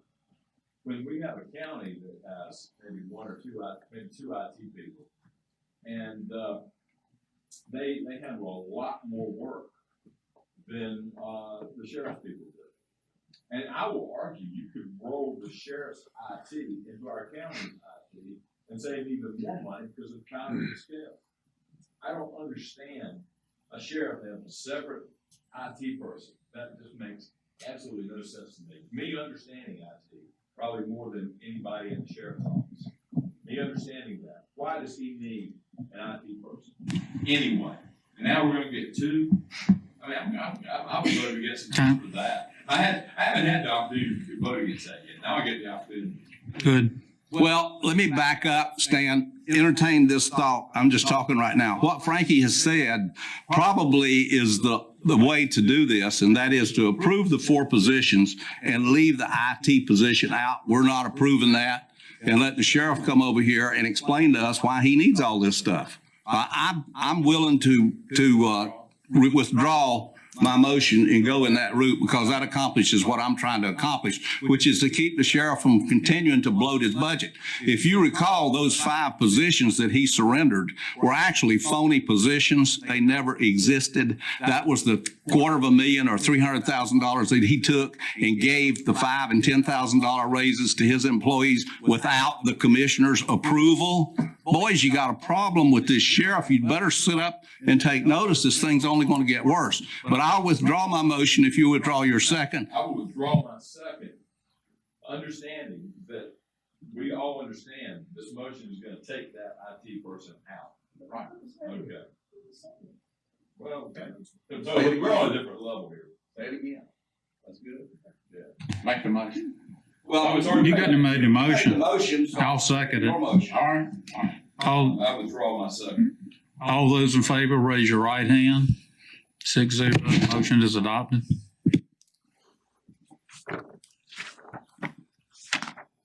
Okay. Brenda Hamilton. Bud Richards. Are you going to give a report on this? Well, I'll wait till your report. Before I say anything.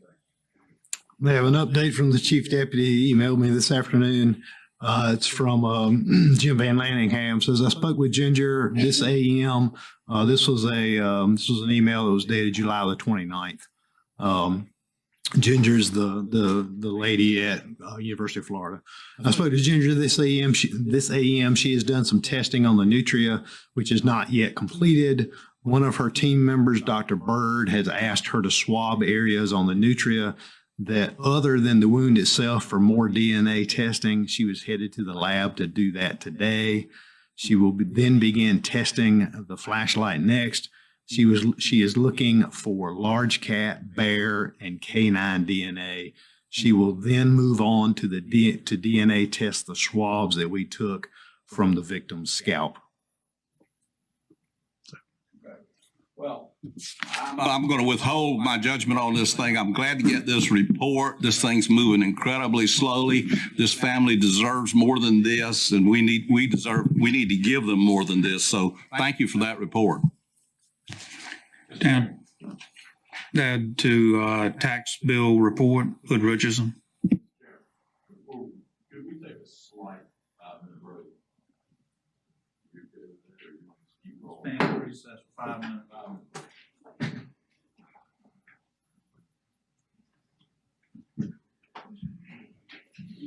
Yeah, I'll be quick. Promise?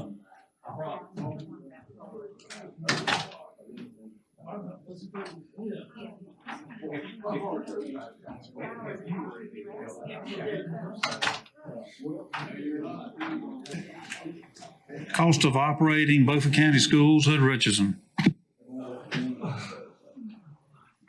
Well, the superintendent has sent word that he can't be here to report on the new schedules for the operating of the schools because he's so busy preparing for the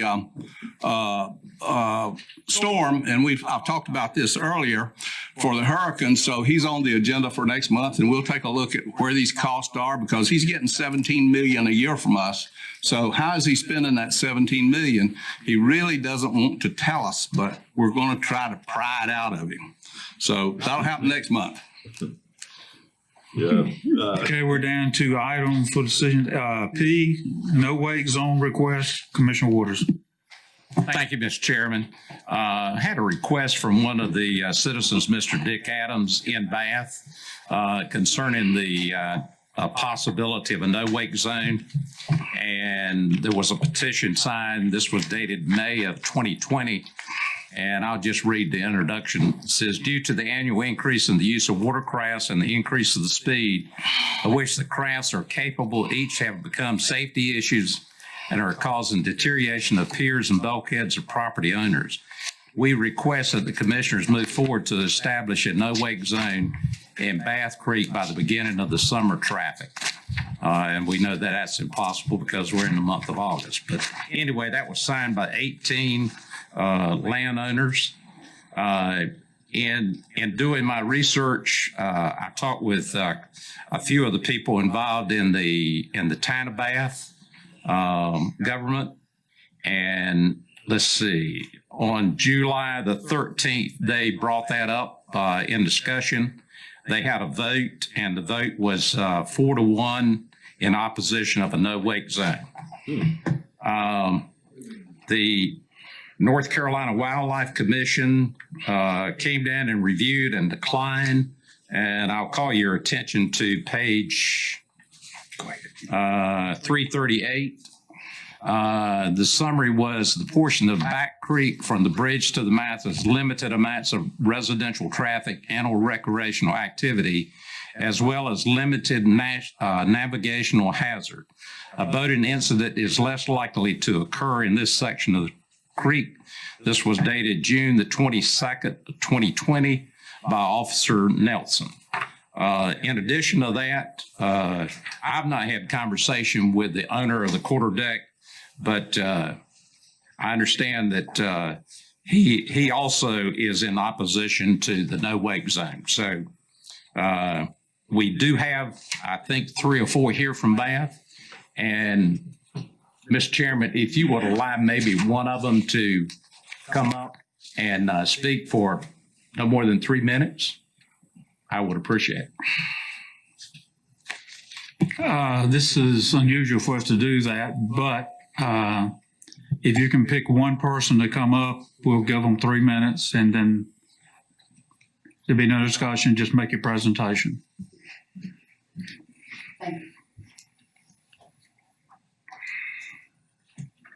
Thank you, Chairman and Commissioners. My name is Maud Bishop. I'm a homeowner in Bath on Back Creek. My father, Jack Bishop, built our home 43 years ago. Over the past few years, the traffic from the watercraft have increased exponentially.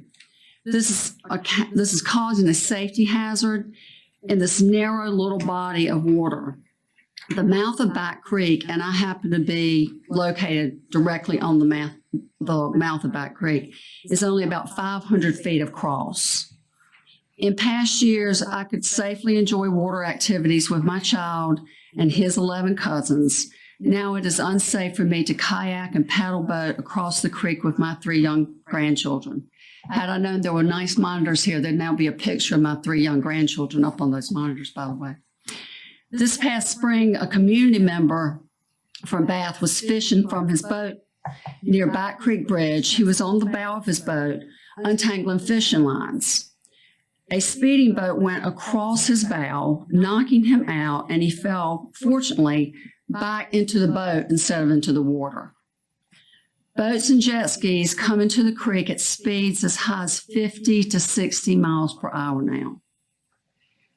All we ask is that they cut their speed until they get on the other side of Back Creek Bridge or until they return to Bath Creek. This is only a distance of approximately 1,400 feet. I've been informed by Betsy Haywood, as you know, she's the coordinator for no-wake zones for the North Carolina Wildlife Commission, that wildlife enforcement officers spoke with residents of Back Creek, and that only one person, Dick Adams, was in favor of a no-wake zone. This simply is not true.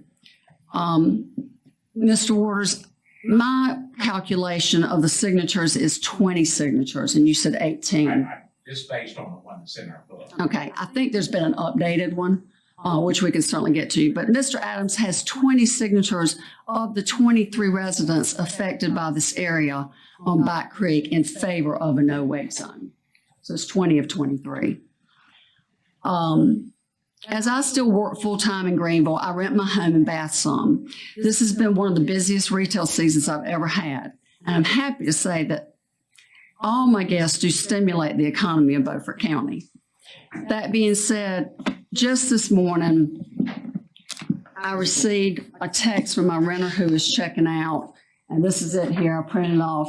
And she said some nice things, but then and I highlighted this, good luck with your no-wake zone efforts. After witnessing yesterday's river traffic, it is definitely needed. I could line up every renter that I've had this summer, and they would say something similar to this. Is that my 3 minutes? Okay, I did pretty good. Thank you for your time.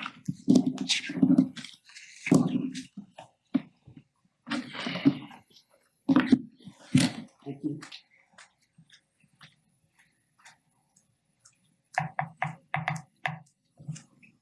Mr. Chairman. Yes. I'd like to make a motion in favor of a no-wake zone. It seems like, from what I heard from this discussion, that it would be from the Back Creek Bridge back out towards the point of the peninsula, at least the rounding of the peninsula, 1,400 feet or so. And it's not that interminably of a long distance. I think we need to think about property owners who pay the taxes on that piece of property. On that piece of land. Second. Discussion, John? Who do they pay who do you pay? Do you pay Bath taxes? City of Bath? Yeah, bath taxes. Okay. County taxes. And county. Okay. So the closest government to this issue has said no. Well, that's true, but the other side of the creek is, the middle of the creek over is county. So we're as close as they are. Wait a minute, he's got the floor. I'm talking about the residents.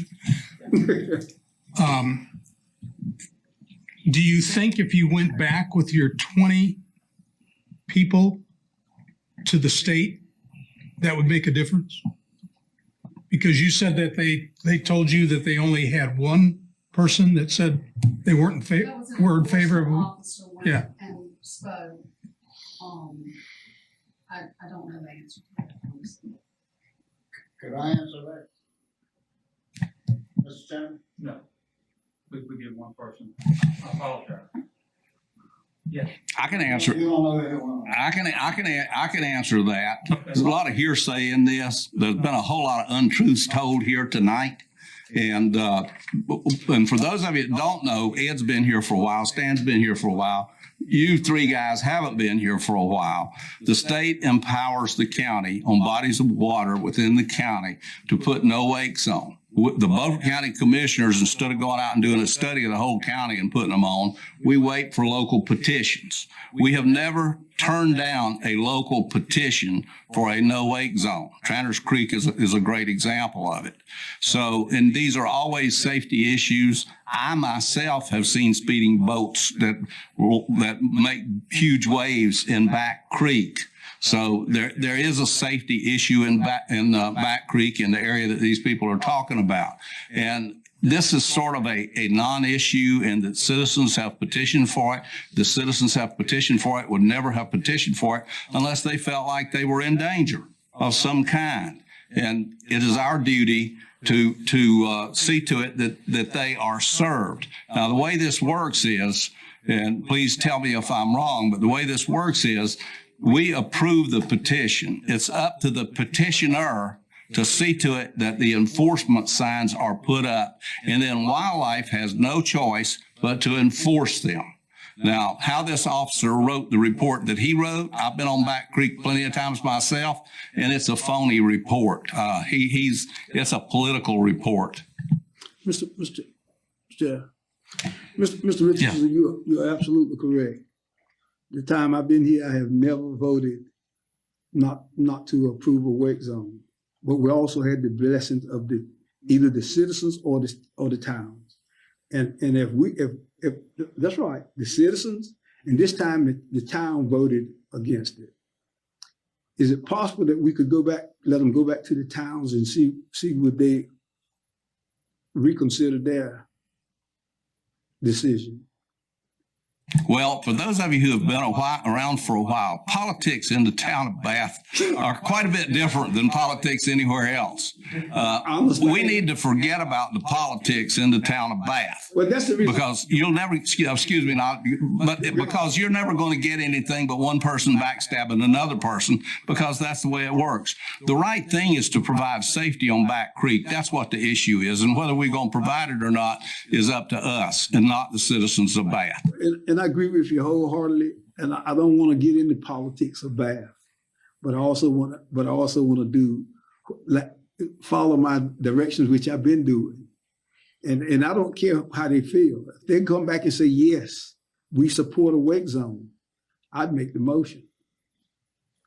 Brian, you got something? Just real quick, I want to make sure the board understands clearly the statutory authority it has and it doesn't have in regards to no wake zones. If you'll look, please, on page 334 in your book, this is the process for applying for a no wake zone. The Board of County Commissioners does not have the authority to put a no wake zone in place. The North Carolina Wildlife Commission is the only one that can do that. That's a rulemaking process they have to go through. The way it works is there's something that comes from the public that says we have an issue. That comes to us, we send that to the no wake coordinator, Ms. Betsy Haywood. They send an enforcement officer out to look at it. The State of North Carolina Wildlife Commission looks at things like underwater obstructions, other things, tight turns, those kind of things. They specifically say that they do not enforce no wake zones for speed and those kind of things because that's an enforcement issue. If you look on page 340, and I'm just trying to make sure you guys clearly understand, that's why we added this information in there. I'm sorry, on page 339, it says the commission does not enact no wake zones to mitigate erosion, noise, or property damage. There is no North Carolina statute that establishes no wake zones around docks or piers. So what happens is we make the request, a staff referral goes to the wildlife group. They send an enforcement officer out to do a report. We've done, I don't know, 4 or 5 of these since I've been here. The officer comes back with a report. They look at all the ins and outs of it. They make a recommendation, yes or no. When that recommendation comes back to us, if it's yes, we bring it to y'all. If the recommendation is no, we've had conversations with Ms. Haywood. I asked her specifically, and this was a couple of times ago. I said, if we get a recommendation from the wildlife officer that says no, it does not meet the requirements for a no-wake zone, will the board of or the North Carolina Wildlife Commission overrule that officer and move forward? She said, I've never seen them do that. She said, but if y'all want to push it forward, that's fine. So if the board wants to push it forward, you can push it forward. I'm just telling you, we haven't from a staff level pushed it forward because we've been told if they say no, the board's not going to overturn them. But it's the rulemaking process through the North Carolina Wildlife Commission. They have to do a public notice. They have to put it, the whole piece goes through on the rulemaking piece. It takes about a year to get it done. We just have, if y'all remember the one for Chocowinity, Witcher's Beach, that one just got approved a couple months ago. That happened last year. So it takes a good long time to get through because they have to do a couple of things. But the process is on page 334.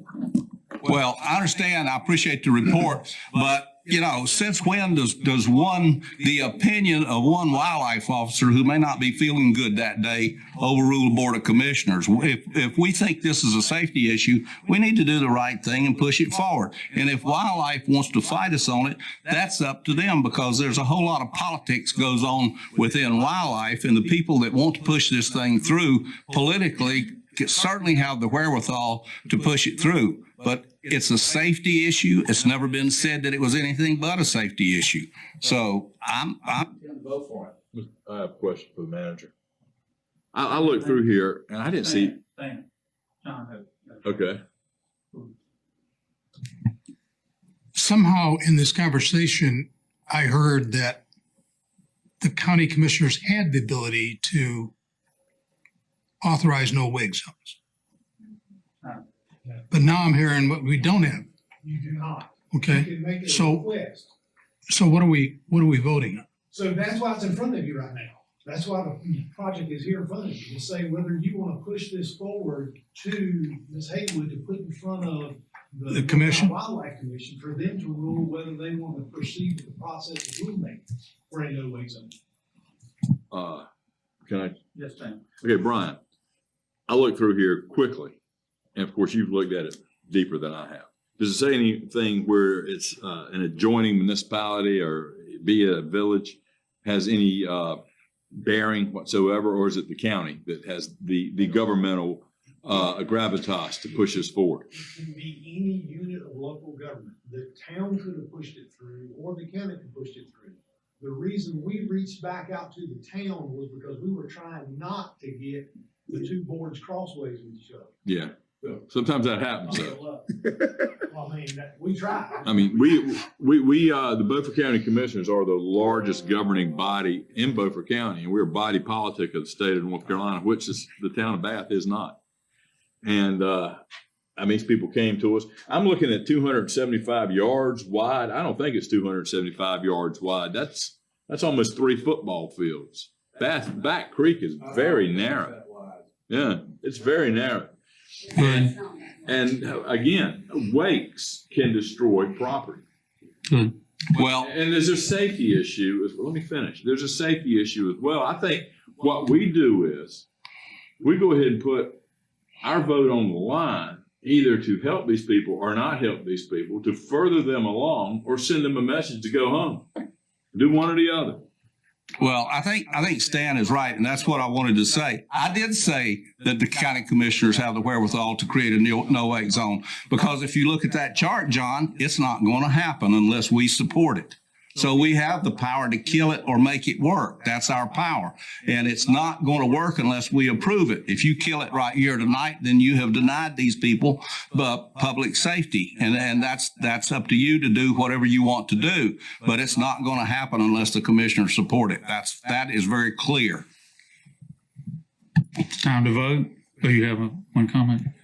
Yes, one of the concerns I had when I talked with Mr. Adams was safety. And I've talked safety to everybody that I've been involved in.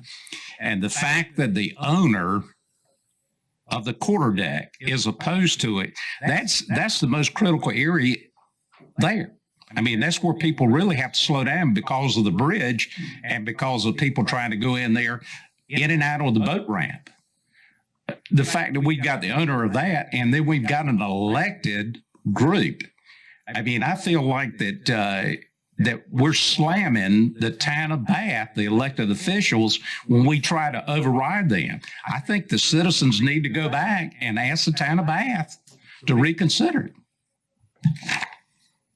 Commissioner Richardson. Commissioner Waters, I know the owner of the quarterdeck, and I'll be checking with him to see what he really said about this, because I know the guy, and he's not that irresponsible of a person with the liability that he's got on his docks right there with people. They've already had one serious fire there. And also, I think you should disclose your conflict.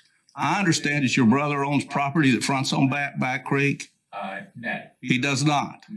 Not in that area. Not in the area where the no wake zone is. But he has property that fronts on Back Creek.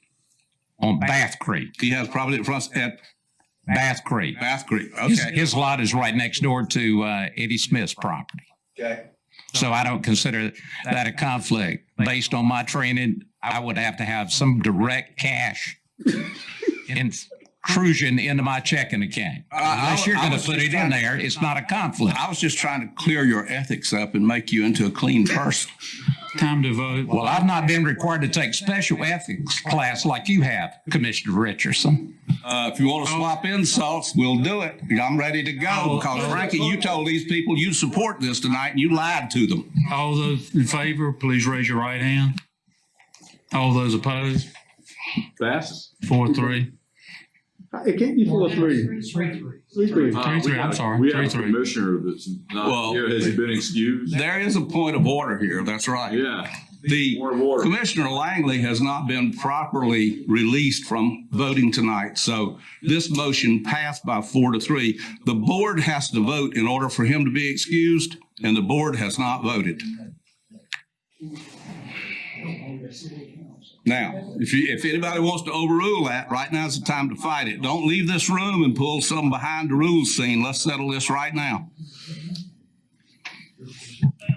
I would challenge that under the circumstances.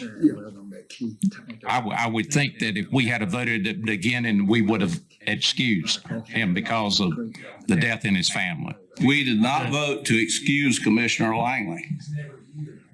That's right. Doesn't matter. If he was here and leave, okay. If you're here and you leave. That's right. That's right. No, that's right. Okay. We'll be reading up on that one too. It's the truth. Okay, motion failed. We're down to item Q, discussion and by Stan Deathridge. He made the motion. He's on the town's house. It's true. A scheme for his house. We can bring this up again, but just Computer did. let's do it again.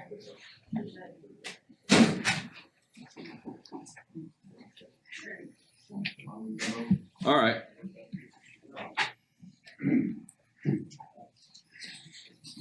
Okay, my item is a resolution. I've written what I'm going to say, and I will continue, and then I'll read the resolution, then we can discuss it. This presented resolution is designed to protect personal and public property in the face of sanctioned lawlessness. And it is a broad encouragement to the public and all governments to make a stand to ward off the anarchists and the fascists who are determined to destroy our republic by any means necessary. And that is happening right now, whether you choose to see it or not. I've been in government a long time. I've been in politics even longer. And I can see when this republic has gone in a very dangerous direction. I'm 65 years old. I came through the 60s. I saw what happened then. It's nothing like what's happening now. And I think my wisdom and the wisdom of others is telling us we're in some bad times right now. The preservation of any government, which is a constitutional republic such as the United States of America, is the willingness of its people to conduct themselves in a manner to preserve what is good within this nation and work constructively in patriotic unison to the betterment of the people. That's all the people. A very small percentage of the people is what's known as a council culture, a poorly educated bunch, irrespective of any higher education that they may have achieved. The council culture, bolstered by rioting anarchists and fascists, is tasked with the Marxist motive to destroy our representative republic and rebuild it into an authoritarian dystopia where one entity will rule all, and consequently, all freedoms and life successes will be legislated by a one-party hierarchy. The purpose of this resolution is to serve notice that we know what the council culture is made of.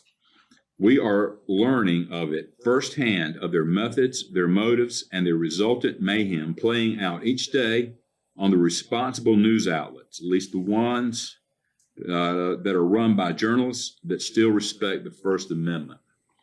Moreover, this resolution exhibits a patriotic stand to protect the personal liberties of productive Americans who would protect public property from mobs of rioters, arsonists, and looters roaming randomly unchecked in many of our nation's formerly great cities, the vast majority governed by democratic socialist administrations.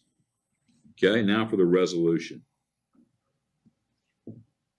Resolution.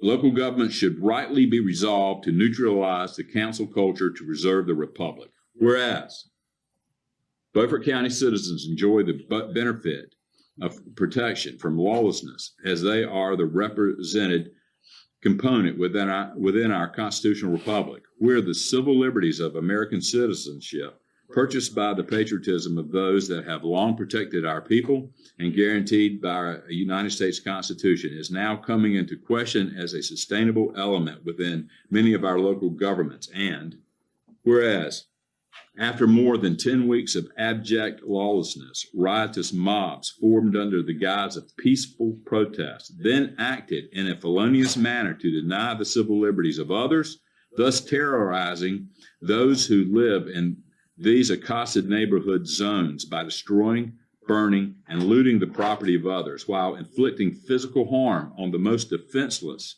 of the local citizenry. And whereas the cities and towns accosted by these lawless mobs are uniformly administered by democratic socialist politicians who have predominantly taken positions to celebrate the misapplied so-called First Amendment rights to peaceably assemble and to petition the government for a redress of grievances, to effectively protest while enforcing a diminished presence by law enforcement, putting the safety of tax-paying citizens in great jeopardy. And whereas our forefathers wrote and ratified our United States Constitution and its subsequent Bill of Rights to offer their future constituents, our ancestors, we the people, and our children, the privilege to fulsomely live our respective lives in relative peace, where the rule of law will allow for all Americans to discover and enjoy their God-given freedoms. And whereas Beaufort County citizens realize that our God-given liberties of all Americans protected by our United States Constitution are placed in serious jeopardy when the widespread precedent of ignoring the rule of law, predominantly not uniformly enforced in cities governed by democratic socialist majorities, is a detriment to those very liberties that preserve our republic. And whereas a clear perspective of the reality of the aforementioned abject lawlessness and multiple other felonies will not be conveniently known to the public at large, should the propagandist nature of the democratic socialist controlled fake news continue their sacrilege of the public's First Amendment rights not to abridge the freedom of speech or of the press. And whereas the reality of these events swarming in these certain cities is being well recorded, whereby the information, it transcends the propagandists attempting to subvert public opinion to favor lawlessness of the anarchy and the fascism of Antifa, and to a lesser extent, Black Lives Matter, to bolster what is now known as a council culture, who employs the semantics of propaganda to obfuscate the truth to effect an unreal reality, one akin to that of an Orwellian newspeak,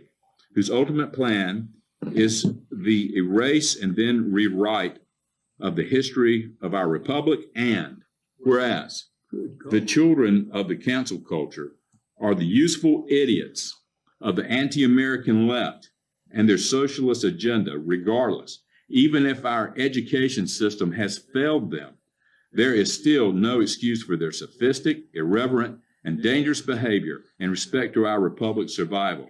And whereas Orwellian newspeak mentioned in 1984 from George Orwell's prophetic masterpiece proffers, who controls the past, controls the future.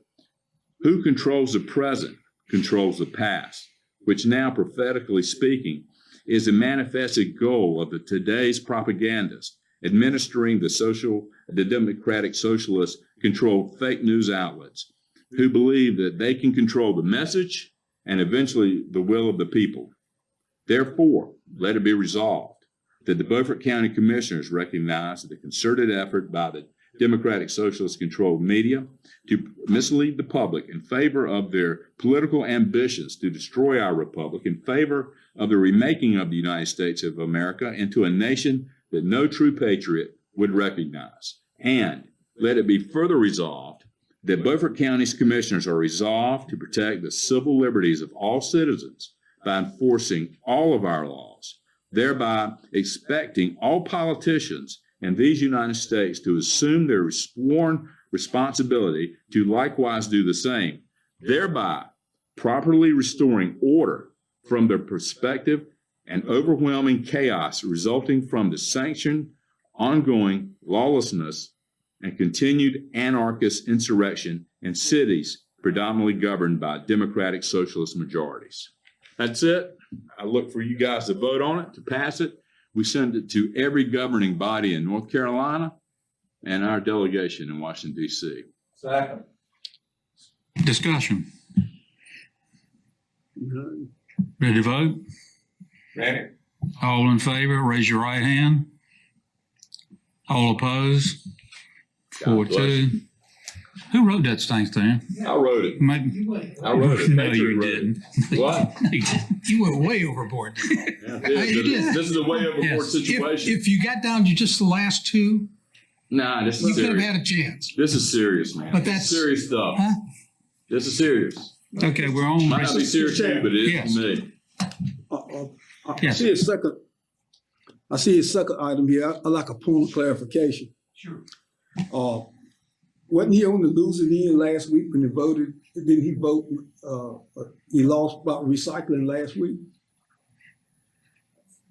Huh? Last month? Wasn't he on the losing end? I'm not putting forth a motion tonight. No, but you can't bring it back up either. So you don't want to do anything about recycling, no? The rule is if you make a motion during the same meeting, you can't bring it back up if you roll the rules. That's at the same meeting. Yeah. You can bring it back. You can bring it back. I'm not even talking about it much tonight. Huh? You don't want recycling in Beaufort County. I understand that. You think it's a bad thing. I thought I we think it's a voted good against thing. it. Go ahead. But it's something we're going Didn't to he talk vote about against it? later. Didn't he vote to do away with recycling? But didn't fight. No, Okay. no, I didn't vote. I didn't vote to do away with recycling. I thought it was 3-0. Okay, number two. Number two, Stan. It was 6-1. Feasibility of recycling. You want? Yeah, Go ahead. feasibility. Well, it's something we're going to be talking about. It's something I'm going to be researching, and it's not an issue that we're going to make any determination tonight. I don't want to put any motion. There's nothing to motion, but I would like to know that I have the.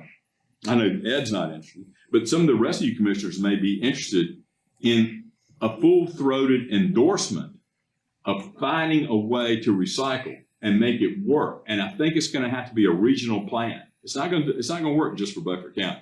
Now, I will tell you what I've discovered, though. There are some counties that are doing some interesting things, and it's probably costing them a lot of money. I'm not saying we do those things, but we can do some of these things regionally. We could probably get grant money from either the state or federal government because they understand what's going on there. We have an infrastructure resurrection in this county, in this country, which that may be coming up soon. There will be money available for things like this. It will create jobs. It will keep a product on our shores where it does not need to go off our shores. We do not need to be sending hard materials across the ocean over to China. We do not need to do that. But we need to be able to handle these materials close by before they get trucked off somewhere else and then wind up either in the ocean or in China or wherever. And China's not taking anything anymore. And even if they are, who cares? We need to devise ourselves away from China as much as possible in the future. So basically what I'm going to be suggesting is that we look at a regional concept of how to handle the refuse from counties as recycling. And some of the things that they're doing in some of these other counties is like taking glass, which we can no longer put in recycling. They're chopping it up and probably rounding off the edges quite nicely and making material for driveways out of it. We already know that people are using construction waste of asphalt shingles to make driveways. It's called slag. It's mixed in with stone. There's a lot of things that can be done, and you can do it within a region because it's all about keeping it close. Trucking makes it completely expensive. Yeah, very well. It makes it untenable financially to send this stuff too far. You got to keep it close. So I'm thinking there's going to be a regional answer, and it's going to take time to look into it. But we need to be aware of it. We need to be working on it. I'm willing to ride point on it.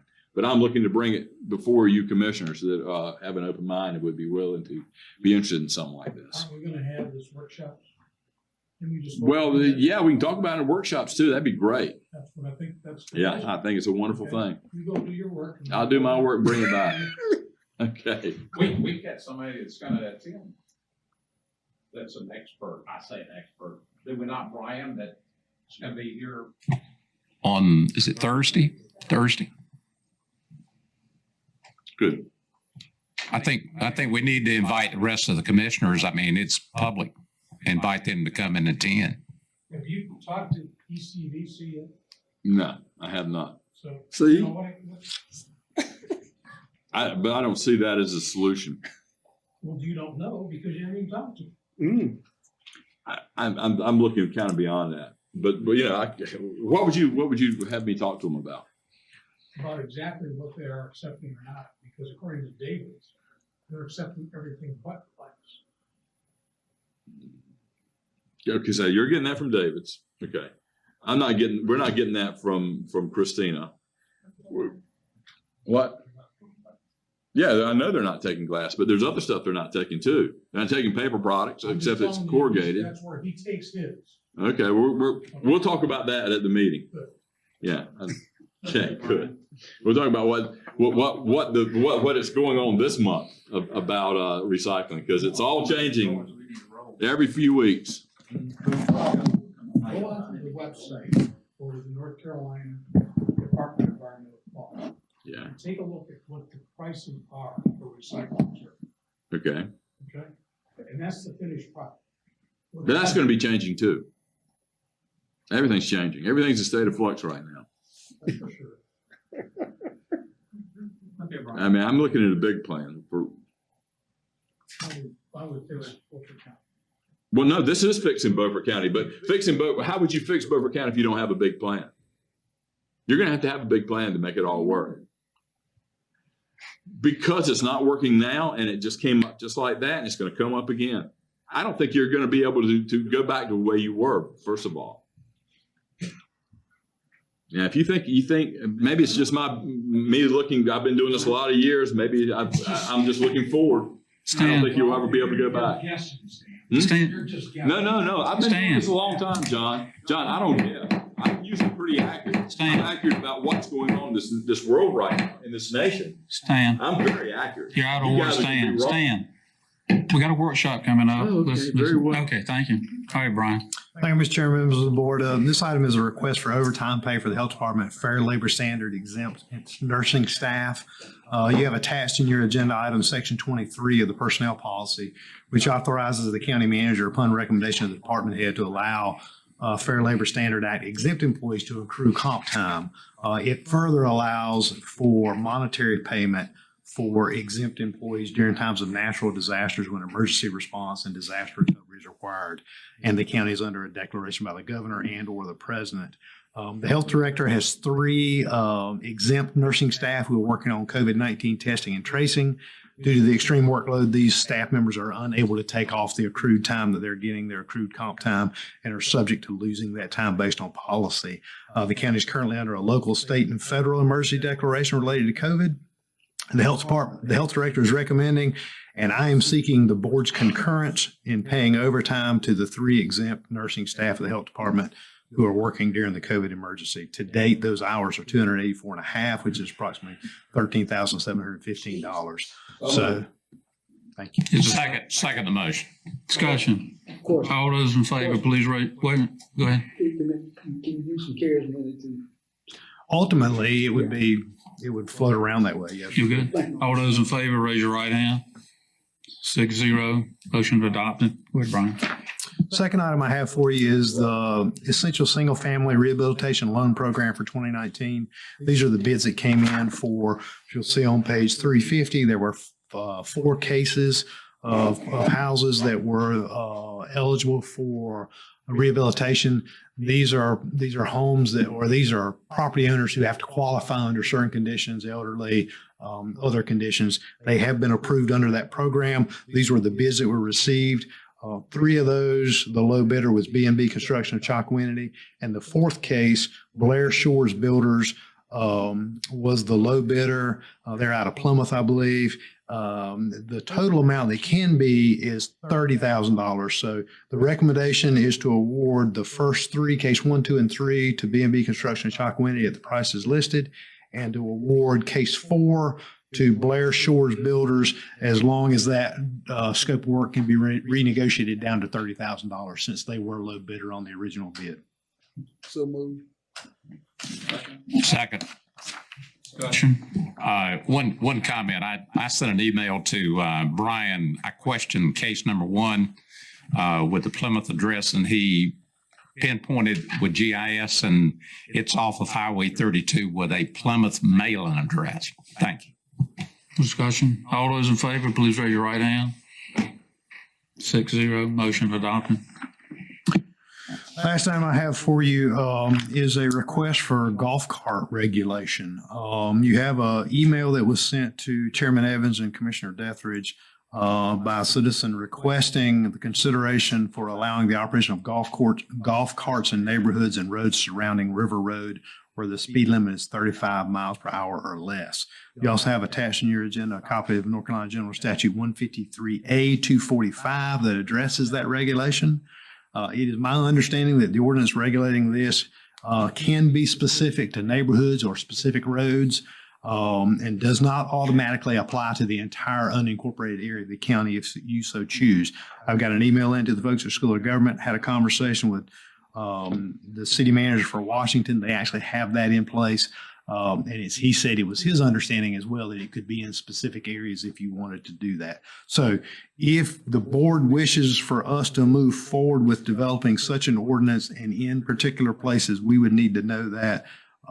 So that would be our request to you. I would like to suggest that if we do that, if we do agree to do that, that whoever's driving the golf cart must have a driver's license.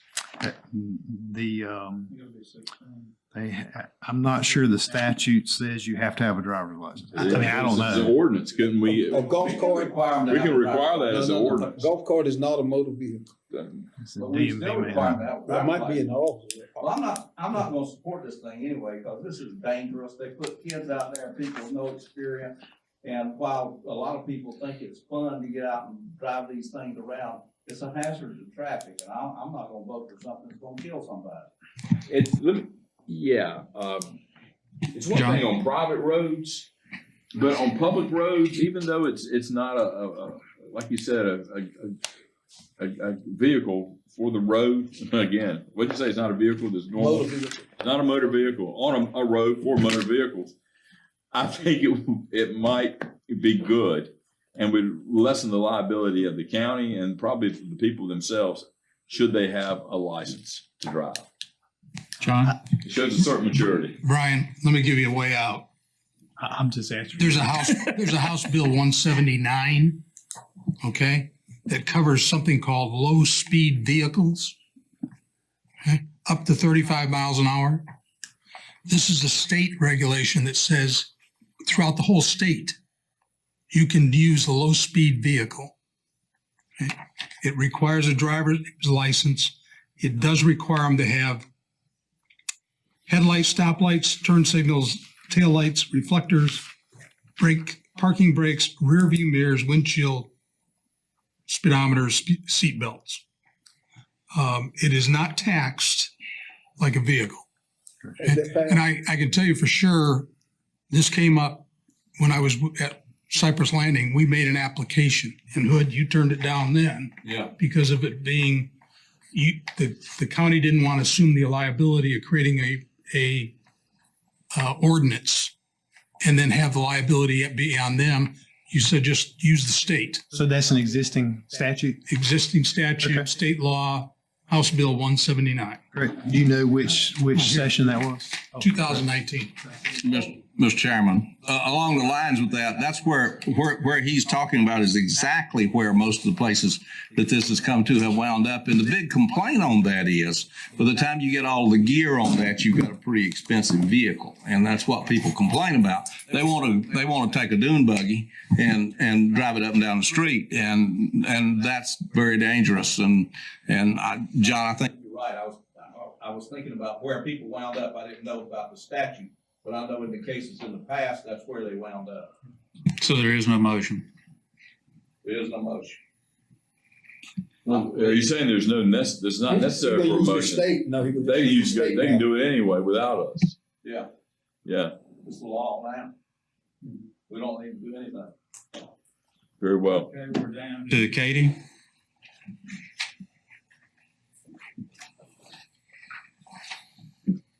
Chairman, Beaufort County Community College Board of Trustees is seeking an appointment for one of the positions that you appoint to. Mr. Chrisman has been serving in that capacity he came in sort of halfway through a term and has shown interest in continuing that term if you're interested in choosing him. So moved. Second. Second motion. Discussion. All in favor, raise your right hand. 6-0, adopted. All right, a motion is needed to go into closed session under NCGS 143-318-11A6 to consider the qualifications, competence, performance, condition, and appointment of a public officer or employee or prospective public officer or employee. So moved, Mr. Chairman. Motion to go close. Second. All those in favor? 6-0.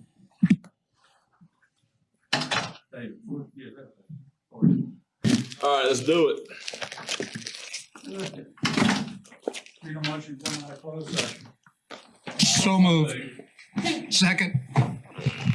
And then recess.